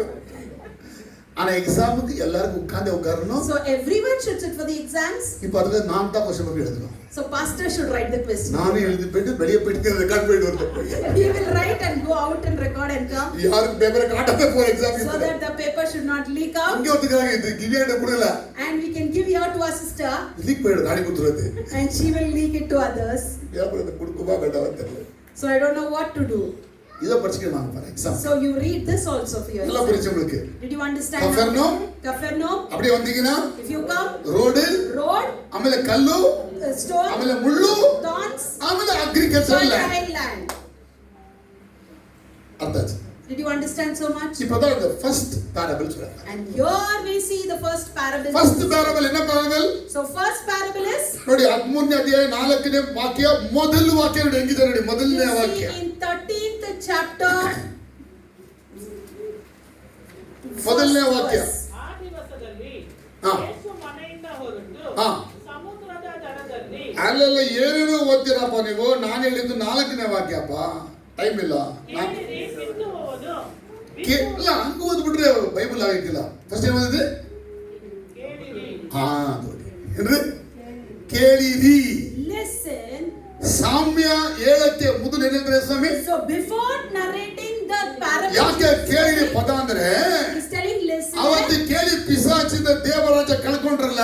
On that day by hearing you lost the kingdom of ಈಗ God. ನನ್ನನ್ನು ಕೇಳಿರಿ. Now you listen to me. ಮತ್ತೆ ನಿಮ್ಮಲ್ಲಿ ದೇವರ ರಾಜ್ಯವನ್ನು ತಂದು ಬಿತ್ತುತ್ತೆ. I will reestablish the kingdom of ಈಗ God. ಹೈಲೈಟ್ ಮಾಡಿ ಯಾವ್ದಮ್ಮ? Listen. ಲಿಸನ್. Listen. ಈ ಸಾಮ್ಯ 3 ಕಡೆ ಓದ್ಬೋದು ನೀವು. And you can read this parable ಹೇಳಿ 3 ಕಡೆ ಸಾಮ್ಯ ಓದ್ಬೋದು in ನೀವು. 3 places you can read. ಆ 3 ಕಡೆನೂ ಕೂಡ ಓದುವಾಗ All these 3 places. ನೀವು note ಮಾಡಬೇಕಾದದ್ದು One thing you need to notice. ಕೇಳಿರಿ. Behold. ಹೇಳಿ ಕೇಳಿರಿ. Behold. ಕೇಳಿರಿ ಇಲ್ಲ ಅಂದ್ರೆ If there is nothing called, if you don't behold, ಸಾಮ್ಯನೇ ಇಲ್ಲ. There is no parable. ಯಾಕಂದ್ರೆ ದೇವರ ಉದ್ದೇಶ ಏನು? ಈ ಸಾಮ್ಯ ಆಗ್ತಾ ಇದ್ದಾರೆ. So what is the intention and why God is bringing this ದೇವ parable? ಜನಗಳು ಕಳೆದುಕೊಂಡ ದೇವರ ರಾಜ್ಯವನ್ನು ಪುನರ್ ಸ್ಥಾಪನೆ ಮಾಡಕ್ಕೆ ಬಂದಿದ್ದಾನೆ. The children of God who has lost the kingdom of God, he has come here to ಆ re-establish. ದೇವರನ್ನು ಹೆಂಗೆ ಕಳ್ಕೊಂಡ್ರು ದೇವರ ಮಕ್ಕಳನ್ನ? ಪಿಸಾಚಿಯಿಂದ ಕೇಳಿದ ಕಳ್ಕೊಂಡಿದ್ದು. And how they lost that kingdom? It because they heard from Satan. ಈಗ ದೇವರು ಕೂಡ ಅದಕ್ಕೆ ಕೇಳಿ ಮತ್ತೆ ದೇವರಾಜ ನಮ್ಮಲ್ಲಿ ಇಡಕ್ಕೆ ಬಯಸ್ತಾರೆ. And here again God is asking us to listen so that he can re-establish his kingdom in us. ಈಗ ಅರ್ಥ ಆಯ್ತಿದೆ? I think now you understood. ಅರ್ಥ ಬೇರೆ ಪೇಚ್ ಕೇಳಾದ ಈ ಚೋಟದ. So only I tell you, don't listen to others. நீங்க அந்த பேச்சு இவ பேச்சு அவங்க பேச்செல்லாம் கேட்டீங்கன்னா மந்திரம் இயேசு பேச்சு. If you listen to other people's words, you'll forget the words of Jesus. ಆದಾಮ ಪಿಸಾಚಿ ಮತ್ ಕೇಳಿದ ದೇವರ ಮತ ಹಂಗೆ ಮರ್ತಾ ಬಿಟ್ಟ. Adam heard the voice of Satan and he forgot the voice of God. நீங்க இந்த நாள்ல இருந்து எந்த காரணமே இயேசு பேச்சு மறந்த கேளு. So from today you need to listen only to the voice of Jesus. இப்போ கொஞ்சம் அப்படியே படிச்சலாம். And now let's read. இங்கிலீஷ்ல வரல எப்படி ஏன் குட்டிங்கோ விட்டாங்களே 3ல வருது. ஓ 3ல வருது. ஓகே கிரிக்கெட் நம்ம ನೆಕ್ಸ್ಟ್ ಓದಿ ಸಾಮ್ಯ ಓದಿ ಬೇಗ ಯಾರು படிக்க மாட்டாங்கன்னಪ್ಪ. ಬಿತ್ತುವವನು ಬಿತ್ತುವುದಕ್ಕೆ ಹೊರಟನು. ಅವನು ಬಿತ್ತುವಾಗ ಕೆಲವು ಬೀಜ ದಾರಿಯ ಮಗ್ಗುಲಲ್ಲಿ ಬಿದ್ದವು. ಹಕ್ಕಿಗಳು ಬಂದು ಅವುಗಳನ್ನು ತಿಂದು ಬಿಟ್ಟವು. ಹೇಳಿ ಮೊದಲನೇದು. So first, ಒಂದು ಸ್ಟೋರಿಯಲ್ಲಿ ಒಂದು ಮೊದಲನೇ ಭಾಗ. the first part of the story. ಬಿತ್ತುವಂತವನು ಒಬ್ಬ ಇದ್ದಾನೆ. There is a person who is scattering the seeds. ಬಿತ್ತುವಂತವನು A farmer. ಏನು ಬಿತ್ತುತ್ತಾ ಇದ್ದಾನೆ? So what is he sowing? ಬೀಜ ಬಿತ್ತುತ್ತಾ He is ಇದ್ದಾನೆ. sowing seeds. ಅವನಿಗೆ ಒಂದು ಕೆಲಸ ಕೊಡಲಾಗಿದೆ. One task is given for ನೀವು him. ಹೋಗಪ್ಪ ಬೀಜ ಬಿತ್ತು. You go sow the seeds. ಅಲ್ಲಿ ಯಾರೋ ಒಂದು ಬೀಜ ಕೊಟ್ಟಿದ್ದಾರೆ. Somebody has given seeds to him. ಆ ಬೀಜ ತಕೊಂಡು ಬಿತ್ತುವವನು And the sower is taking that seed. ಬಿತ್ತುವುದಕ್ಕಾಗಿ ಹೋಗಿದ್ದಾನೆ. He is going to sow. ಬೀಜ ಯಾರ್ದು? So whose seed is that? ದೇವರ ಬೀಜ. God's seed. ದೇವರು ಕೊಟ್ಟಿದ್ದಾನೆ. God has given. ಯಾರಿಗೆ ಕೊಟ್ಟಿದ್ದಾನೆ? In whose hands? ಮಗನಾದ ಯೇಸುವಿನ ಕೈಲಿ ಕೊಟ್ಟಿದ್ದಾನೆ. In the hands of the Son Jesus Christ. ಮಗನಾದ ಯೇಸು ದೇವರ ಬೀಜ ದೇವರ ರಾಜ್ಯವನ್ನ ಬಿತ್ತುವುದಕ್ಕಾಗಿ ಹೊರಟಿದ್ದಾನೆ. Now the Son Jesus Christ is gone to sow the seed. ಅವರು ಬೀಜ ಬಿತ್ತಕ್ಕೆ ಹೋಗುವಾಗ ಕೆಲವು ಬೀಜಗಳು ದಾರಿಯ ಮಗ್ಗುಲಲ್ಲಿ ಬಿದ್ದವು. As he was sowing, some seeds were scattered along the path. ಅಲ್ಲಿ ಹೋದಲ್ಲ ಕಫರ್ನೌಮ್ ಬಿಟ್ಟು ಮುಂದೆ ಬಂದ್ರೆ So after Capernaum road, we'll see what? ಅಲ್ಲಿ ಬೀಜ ಬಿತ್ತು. Some fell. ಬೀಜ ಎತ್ಕೊಂಡು ಹೋಗ್ತಾರೆ ಯೇಸು ಸ್ವಾಮಿ, ಕೆಲವು ಬೀಜ ಹಾಕಿ ಬಿದ್ದಿರ್ತಾರೆ. Jesus is carrying the seed. Some seed fell on the road. Story ಇಟ್ಕೊಂಡು ಹೋಗ್ತಾ ಇದ್ರಂತೆ. He is carrying. It fell on the road. ಕೆಲವು ಬೀಜ ರೋಡಲ್ಲೇ ಬಿದ್ದಿತ್ತು. It fell on the road. ಈಗ ಬೀಜ ಒಳ್ಳೆ ಬೀಜ ಕೆಟ್ಟ ಬೀಜ ಅದು? Now the seed, is that a good seed or a bad seed? ಒಳ್ಳೆ ಬೀಜ. It's a good seed. ಯಾರು ತಗೊಂಡ್ರೆ If someone takes, ಅವ್ರಿಗೆ ದೇವರಾಜ್ಯ ಬಂದ್ಬಿಡ್ತದೆ. the kingdom of God comes to them. ಮೇಲಿಂದ ಪಿಸಾಚಿ ನೋಡ್ದ. And Satan saw. ಜನಗಳಿಂದ ದೇವರಾಜ್ಯ ಕಿತ್ಕೊಂಡಿರುವಂತ ಪಿಸಾಚಿ ನೋಡ್ದ. Satan who snatched that kingdom from people, he saw. ಬೀಜ ಬಿಟ್ಬಿಟ್ಟು ಬಿದ್ದೋಗಿದೆ ಕೆಳಗಡೆ ಅಂತ The ಹೇಳಿ seed has fallen. ಅವನೇನ್ ಮಾಡ್ದ? Bird. ಹಕ್ಕಿ ಅವನೇ ಹೇಳಿ He is the bird. ಬಂದೇನು ಮಾಡ್ದ? ಬೀಜ ಎತ್ಕೊಂಡು. He comes and he takes that seed. ಅರ್ಥ ಆಗಲಿಲ್ಲ. I think you didn't understand. ಹೇಳಿ ಬೀಜ ಬಿದ್ದು ಹಾಕಿದ್ರು. The seed was sown. ಅದು ರಸ್ತೆಯಲ್ಲಿ ಬಿತ್ತು. It fell on the street. ಅದನ್ನ ಪಿಸಾಚಿ ನೋಡ್ದ. Satan saw. ಬಂದು ಅದನ್ನೇ ಎತ್ಕೊಂಡು ಹೋದ. He came and he took. ಯಾಕೆ ನೋಡೋದ? Why did he take? ಯಾರಿಗ ಸಿಕ್ಕಿದ್ರೆ If someone finds it, ಅವಳಿಗೆ ದೇವರಾಜ್ಯ ಬಂದ್ಬಿಡ್ತದೆ. the kingdom of God comes in them. ದೇವರಾಜ್ಯ ಬರಬಾರದನ್ನದೇ ಅವನ ಯೋಚನೆ. The kingdom of God should not come. That is his plan. ಅದಕ್ಕಾಗಿಯೇ ದೇವರಾಜ್ಯ ಇರಬಾರದು ಯೋಚನೆ ಮಾಡಿದವನು. So only he planned that the kingdom should not be in him. ಏ ಲಕ್ಷ್ಮಮ್ಮ, ದೇವರಾಜ್ಯ ಯಾಕೆ ಯೇಸು ತಂದ? Why God brought the kingdom? ಕಳ್ಕೊಂಡವರಿಗೆ ದೇವರಾಜ್ಯ ಕೊಡಕ್ಕೆ For ಬಂದ. those who have lost, to give he has come. ಈಗ ಬೀಜ ಬಿತ್ತಕ್ಕೆ ಹೋಗ್ತಾ ಇದ್ದಾರೆ. ಸ್ವಲ್ಪ ಕೆಲವು ಅಲ್ಲೇ ಬಿದ್ದೈತೆ. And Jesus is going to sow. Some fell on the ಯಾಕಂದ್ರೆ roadside. ರೋಡ್ ಅದು. It's a road. ಪಿಸಾಚಿ ಕಾಣ್ತಾರೆ, ಚೆನ್ನಾಗಿ ಕಾಣ್ತು. Satan could see it. ಬಂದು ಎತ್ಕೊಂಡು He took it. ಏನ್ ಅರ್ಥ ಆದ್ರೆ? So what does it ಇದು mean? ಸ್ಟೋರಿ ಆಮೇಲೆ ಅರ್ಥ. Now story, then comes. ಏನ್ ಅರ್ಥ? What is the meaning? ಹೇಳಿ ಹೇಳಿ ಹೇಳಿ ಹೇಳಿ. ಬೀಜ ಬಿತ್ತಿದ್ರೆ ಮಣ್ಣಾಗಿದ್ರೆ ಅದು ಫಲ ಕೊಡ್ತಿತ್ತು ಅಲ್ವಾ? Now, if you sow a seed in the soil, it will be. ರಸ್ತೆಯಲ್ಲಿ ಬೀಜ ಹಾಕಿ ಫಲ ಕೊಡ್ತಾರೆ ಕೇಳಿದ್ರೆ Have ನ್ಯಾಯನ? you seen the seed put on the road? ಆ ರೀತಿ ಏನಾದ್ರೂ ಇನ್ವೆನ್ಷನ್ ಆಗಿದ್ಯಾ? Is there something invented? ರಸ್ತೆ ಮೇಲೆ ಬೀಜ ಹಾಕಿ ಫಲ ಕೊಡ್ತಾರೆ ಅಂತ. If you put the seed on the road, it will grow. ಯಾರು ಏನು ಹೇಳ್ತಿಲ್ಲ, ತುಂಬ ಸೀರಿಯಸ್ ಆಗಿದ್ರೆ ಎಲ್ಲರೂ ಎಲ್ಲ ಚೊಲಗಿದೆ ಅದ್ರಿ, ಎಲ್ಲ ಚೊಲಗು ಅಮ್ಮ. ರಸ್ತೆ ಮೇಲೆ ಬೀಜ ಬಿತ್ತಿದ್ರೆ ಫಲ ಬರ್ತದೆ. If you sow the seed on the road, will it be fruitful? ಅಂದ್ರೆ ಹಾರ್ಡ್ ಅಂತ ಸ್ಥಳ, That is ಬೀಜ hard. ಬೆಳಿಬೇಕಾದ್ರೆ ಅದು ಸ್ಮೂತ್ ಆಗಿರ್ಬೇಕು ಸ್ಥಳ, So if the seed soft has to ಆಗಿರ್ಬೇಕು. fall, ಇದು ಹಾರ್ಡ್, ಇದು the land should be soft, but the road is hard. ಅದಕ್ಕಾಗಿ ಆ ಬೀಜ ಅಲ್ಲಿ ಬಿದ್ರು ಅದು ಫಲ ಕೊಡಕ್ಕೆ ಆಗಲ್ಲ, ಹಾರ್ಡ್ So ಸ್ಥಳ. it is a hard place. If the seed falls there, it cannot bear fruit. ಈಗ ನೀವು ವಾಕ್ಯನ ಕೇಳ್ತೀರಾ, Now you will listen. ವಾಕ್ಯ ಕೇಳಿ ಬಿಟ್ರಿ, You heard. ದೇವರಾಜ ನಿಮ್ಮಲ್ಲಿ ಇರಬೇಕು ಅಂತ ವಾಕ್ಯ ಕೇಳಿದ್ರಿ, You said the kingdom of God should be in you, and you heard. ವಾಕ್ಯ ತುಂಬಾ ನಿಮ್ಗೆ ಕೇಳಕ್ಕೆ ಇಷ್ಟನೇ ಅದಕ್ಕೆ ಕೇಳಿದ್ರಿ, You actually liked and you heard, ಆದ್ರೆ ನಿಮ್ಮ ಮನಸ್ಸಿದಲ್ಲ but your heart ಹಾರ್ಡ್ ಆಗಿದೆ ವಾಕ್ಯ. is very hard for the word. ಬೇರೆದಕ್ಕೆಲ್ಲ ಸಾಫ್ಟ್ ಆಗಿದೆ. For other things it is very soft. ನಿಮ್ಮ ಮನಸ್ಸು, ನಿಮ್ಮ ಹೃದಯಗಳು, ನಿಮ್ಮ ಎಲ್ಲದೂ ಕೂಡ ಬೇರೆದಕ್ಕೆ ಜುಮ್ ಜುಮ್ ಜುಮ್ ಜುಮ್ ಜುಮ್ ಅಂತದೆ. ವಾಕ್ಯ ಅಂದ್ರೆ For other things, your heart, your mind, everything will be so excited, but for word, சிலபேருக்கு பிரசங்கமே ஆகாது. some people don't like sermons. என்ன இந்த பிரசங்க பண்ணினோம், What this pastor preaches. இந்த பிரசங்க சும்மா ஒரு அல்லேலூயா சொல்லி ஒரு ஆமென் சொல்லி அம்ச கொடுக்கறோம்ல. You should tell an hallelujah, amen and send us, right? ஒருங்க எழுதுறோம், நம்ம நீங்க சரியா பிரசங்க பண்ணது போய்ட்டா If you don't preach properly, எப்படி பண்ணனும் கேட்டேன். I asked how should I சும்மா preach? நான் சாப்டர் படிச்சிட்டு ஆமென் சொல்லி அம்பாத You போய்ட்டா should read one chapter, say amen and send. நான் கேத்தலிஸ்க்கு போய்டுவேன். I'll go off to Catholic church otherwise. அதுதான் கரெக்டா இருக்கு. Because that is correct for them. ஏன்னா அவங்க வசன கேட்கனல, Because they don't like to listen to the word. ಇವತ್ತು ಬಹಳ ಕ್ರೈಸ್ತರುಗಳಿಗೆ ದೇವರ ವಾಕ್ಯವನ್ನ ಸ್ವೀಕರಿಸಿಕೊಳ್ಳತಕ್ಕಂತ ಆ ಸಾಫ್ಟ್ ಹೃದಯ ಇಲ್ಲ. Even today many Christians don't have that soft heart to accept the word. ಹೃದಯಗಳು ಏನಾಗಿದೆ ಅಂದ್ರೆ ಅವ್ರ ಹೃದಯಗಳು Their heart has become ಸಾಫ್ಟ್ಗೆ ಬದಲಾಗಿ ಹಾರ್ಡ್ ಇದೆ. hard. ವಾಕ್ಯಕ್ಕೆ ಮಾತ್ರ hard, Only for the word they have made hard. ಬೇರೆದೆಲ್ಲ soft. But for other things it is very soft. இங்க போலாம் அங்க போலாம், அங்க வரலாம் அங்க வரலாம், இங்க போலாம் இங்க போலாம், எப்பவுமே சும்மா ஆகுது. Always very excited. வசன கேட்டு மறுரூபாடி அதான். But listen to the word and change your. இது விட்டுட்டு வந்துருமா அதான். Oh, you have to leave this and come பாவத்தை out. விட்டு வெளியே வா. Come out of sin. அதெல்லாம் No, that is not possible. நிதானமா குடிச்சு குடிச்சு விட்டுற. True, slowly and drink and. நிதானமா குடிச்சு விட்டான்னா ஸ்டார்டிங் குடிச்சு விட்டா எல்லாம் ஒட்டா விடுறது. If you drink and die now also, if you drink slowly and leave also, it's ஏன்னா same. நிறைய பேர் இருதயங்கள் ಸಾಫ್ಟ್ ಇಲ್ಲ. Because many people's heart is not soft. ದೇವರ ವಾಕ್ಯವನ್ನ ಅವರು ಕೇಳ್ತಾರೆ, They listen to the word of ಆದರೆ God, ಹೃದಯಗಳು ಆ ವಾಕ್ಯವನ್ನ ಸ್ಪಂದಿಸೋದಿಲ್ಲ. but their heart will not encounter the word. அப்படின்னா வார்த்தைக்கு அவங்க இருதயத்துல இடம் இல்லை. That means they don't have place for the word in their heart. எவ்வளவு வார்த்தை கேட்டாலும் அவங்க இருதயத்துல இடம் கொடுக்க மாட்டாங்க. They may listen to so many words, but they don't give place. ஆனா in their பாடி heart. வந்து போயிட்டு church. But the body will come and go to body church. வரும், பாடி போ, பாடி வரும், Comes and பாடி goes, போ. comes and goes. என்ன வசனம் கேட்டாலும் பாடி தான் வரும். But if you listen to the word, only அந்த word comes. வார்த்தையை தம்முடைய இருதயத்துல ஏற்றுக்கொள்ற அளவுக்கு அவங்க இருதயங்கள் கடினமாச்சு. But your heart is so hard to accept that word. உங்க இருதயம் வச்சிருக்கிறீங்க.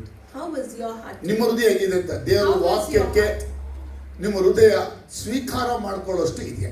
How is your heart to accept the word of God? ಸ್ವೀಕಾರ ಮಾಡಿಕೊಂಡು ಮನ ತಿರುಗಕ್ಕೆ ನಿಮ್ಮ ಹೃದಯ ಇದೆ ಅಂತ ಹೇಳಿದ್ರೆ ನಿಮ್ಮ ಹೃದಯ ಸಾಫ್ಟ್ ಇದೆ. If your heart is ready to accept the word and transform according to the word, then your word is ready.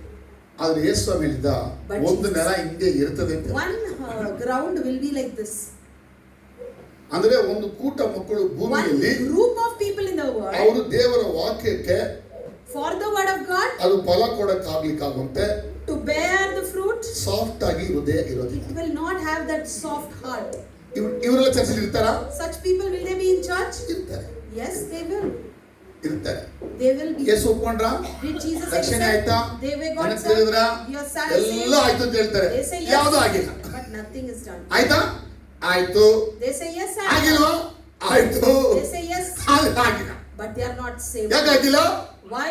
ಆಗಿರೋ ದೇವರಾಜ ಇರ್ಬೇಕಲ್ಲ ಒಳಕ್ಕೆ. If they are saved truly, the kingdom of God should be in them. ಅವ್ರು ಹೇಳಿದ್ರು ನಂಗೆ ಇಷ್ಟನೇ ಇರ್ಲಿಲ್ಲ, Somebody said, I didn't like. ಮನೆಯಲ್ಲಿ force ಮಾಡಿದ್ವಿ ದೀಕ್ಷಾ ಸರ್ ತಗೊಂಡೆ. Because they forced at home, I got baptized. ನಾನು ಕೇಳಿದಾಗ ಕನ್ನಡದಲ್ಲಿ ಅನಿಸಿದ್ರು. When I asked before baptizing, they nod their head. ಒಂದು ಕಾಫಿ ಕೊಟ್ಬಿಟ್ಟು ಕೇಳಿದ್ರೆ And after giving one coffee, I asked. ಮನೆಯಲ್ಲಿ ಫೋರ್ಸ್ ದೀಕ್ಷಾ ತಗೊಂಡಿದ್ದ. They forced me at home and I took baptism.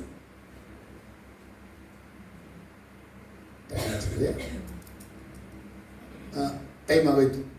ಯಾರು ಇದು ಏದಿಕೆ ಮಾಟೇನಪ್ಪ ಎನ್ನ ಅಂತಿರ್ತೇನೆ ನೀಗೋ ಎನ್ನ ಏನು ತೊದು ಕುಡುಗರಿಗೋ ರಾಮೇನ್ Amen. Hallelujah. ನೆಕ್ಸ್ಟ್ ಕೇಳಲ್ಲ ಅಂತ continue. Shall I continue in the next week?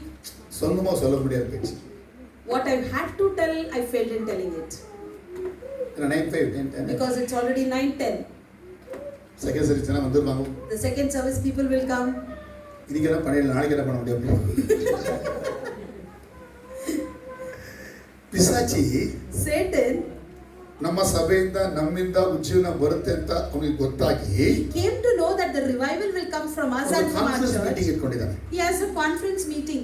ಈ ಉಜ್ಜೀವನ ಇವರಿಂದ ತಡೆಗಟ್ಟಕ್ಕೆ ಏನ್ ಮಾಡೋಣ ಅಂತ ಅದಕ್ಕೆ conference What meeting. should we do to stop the revival from them?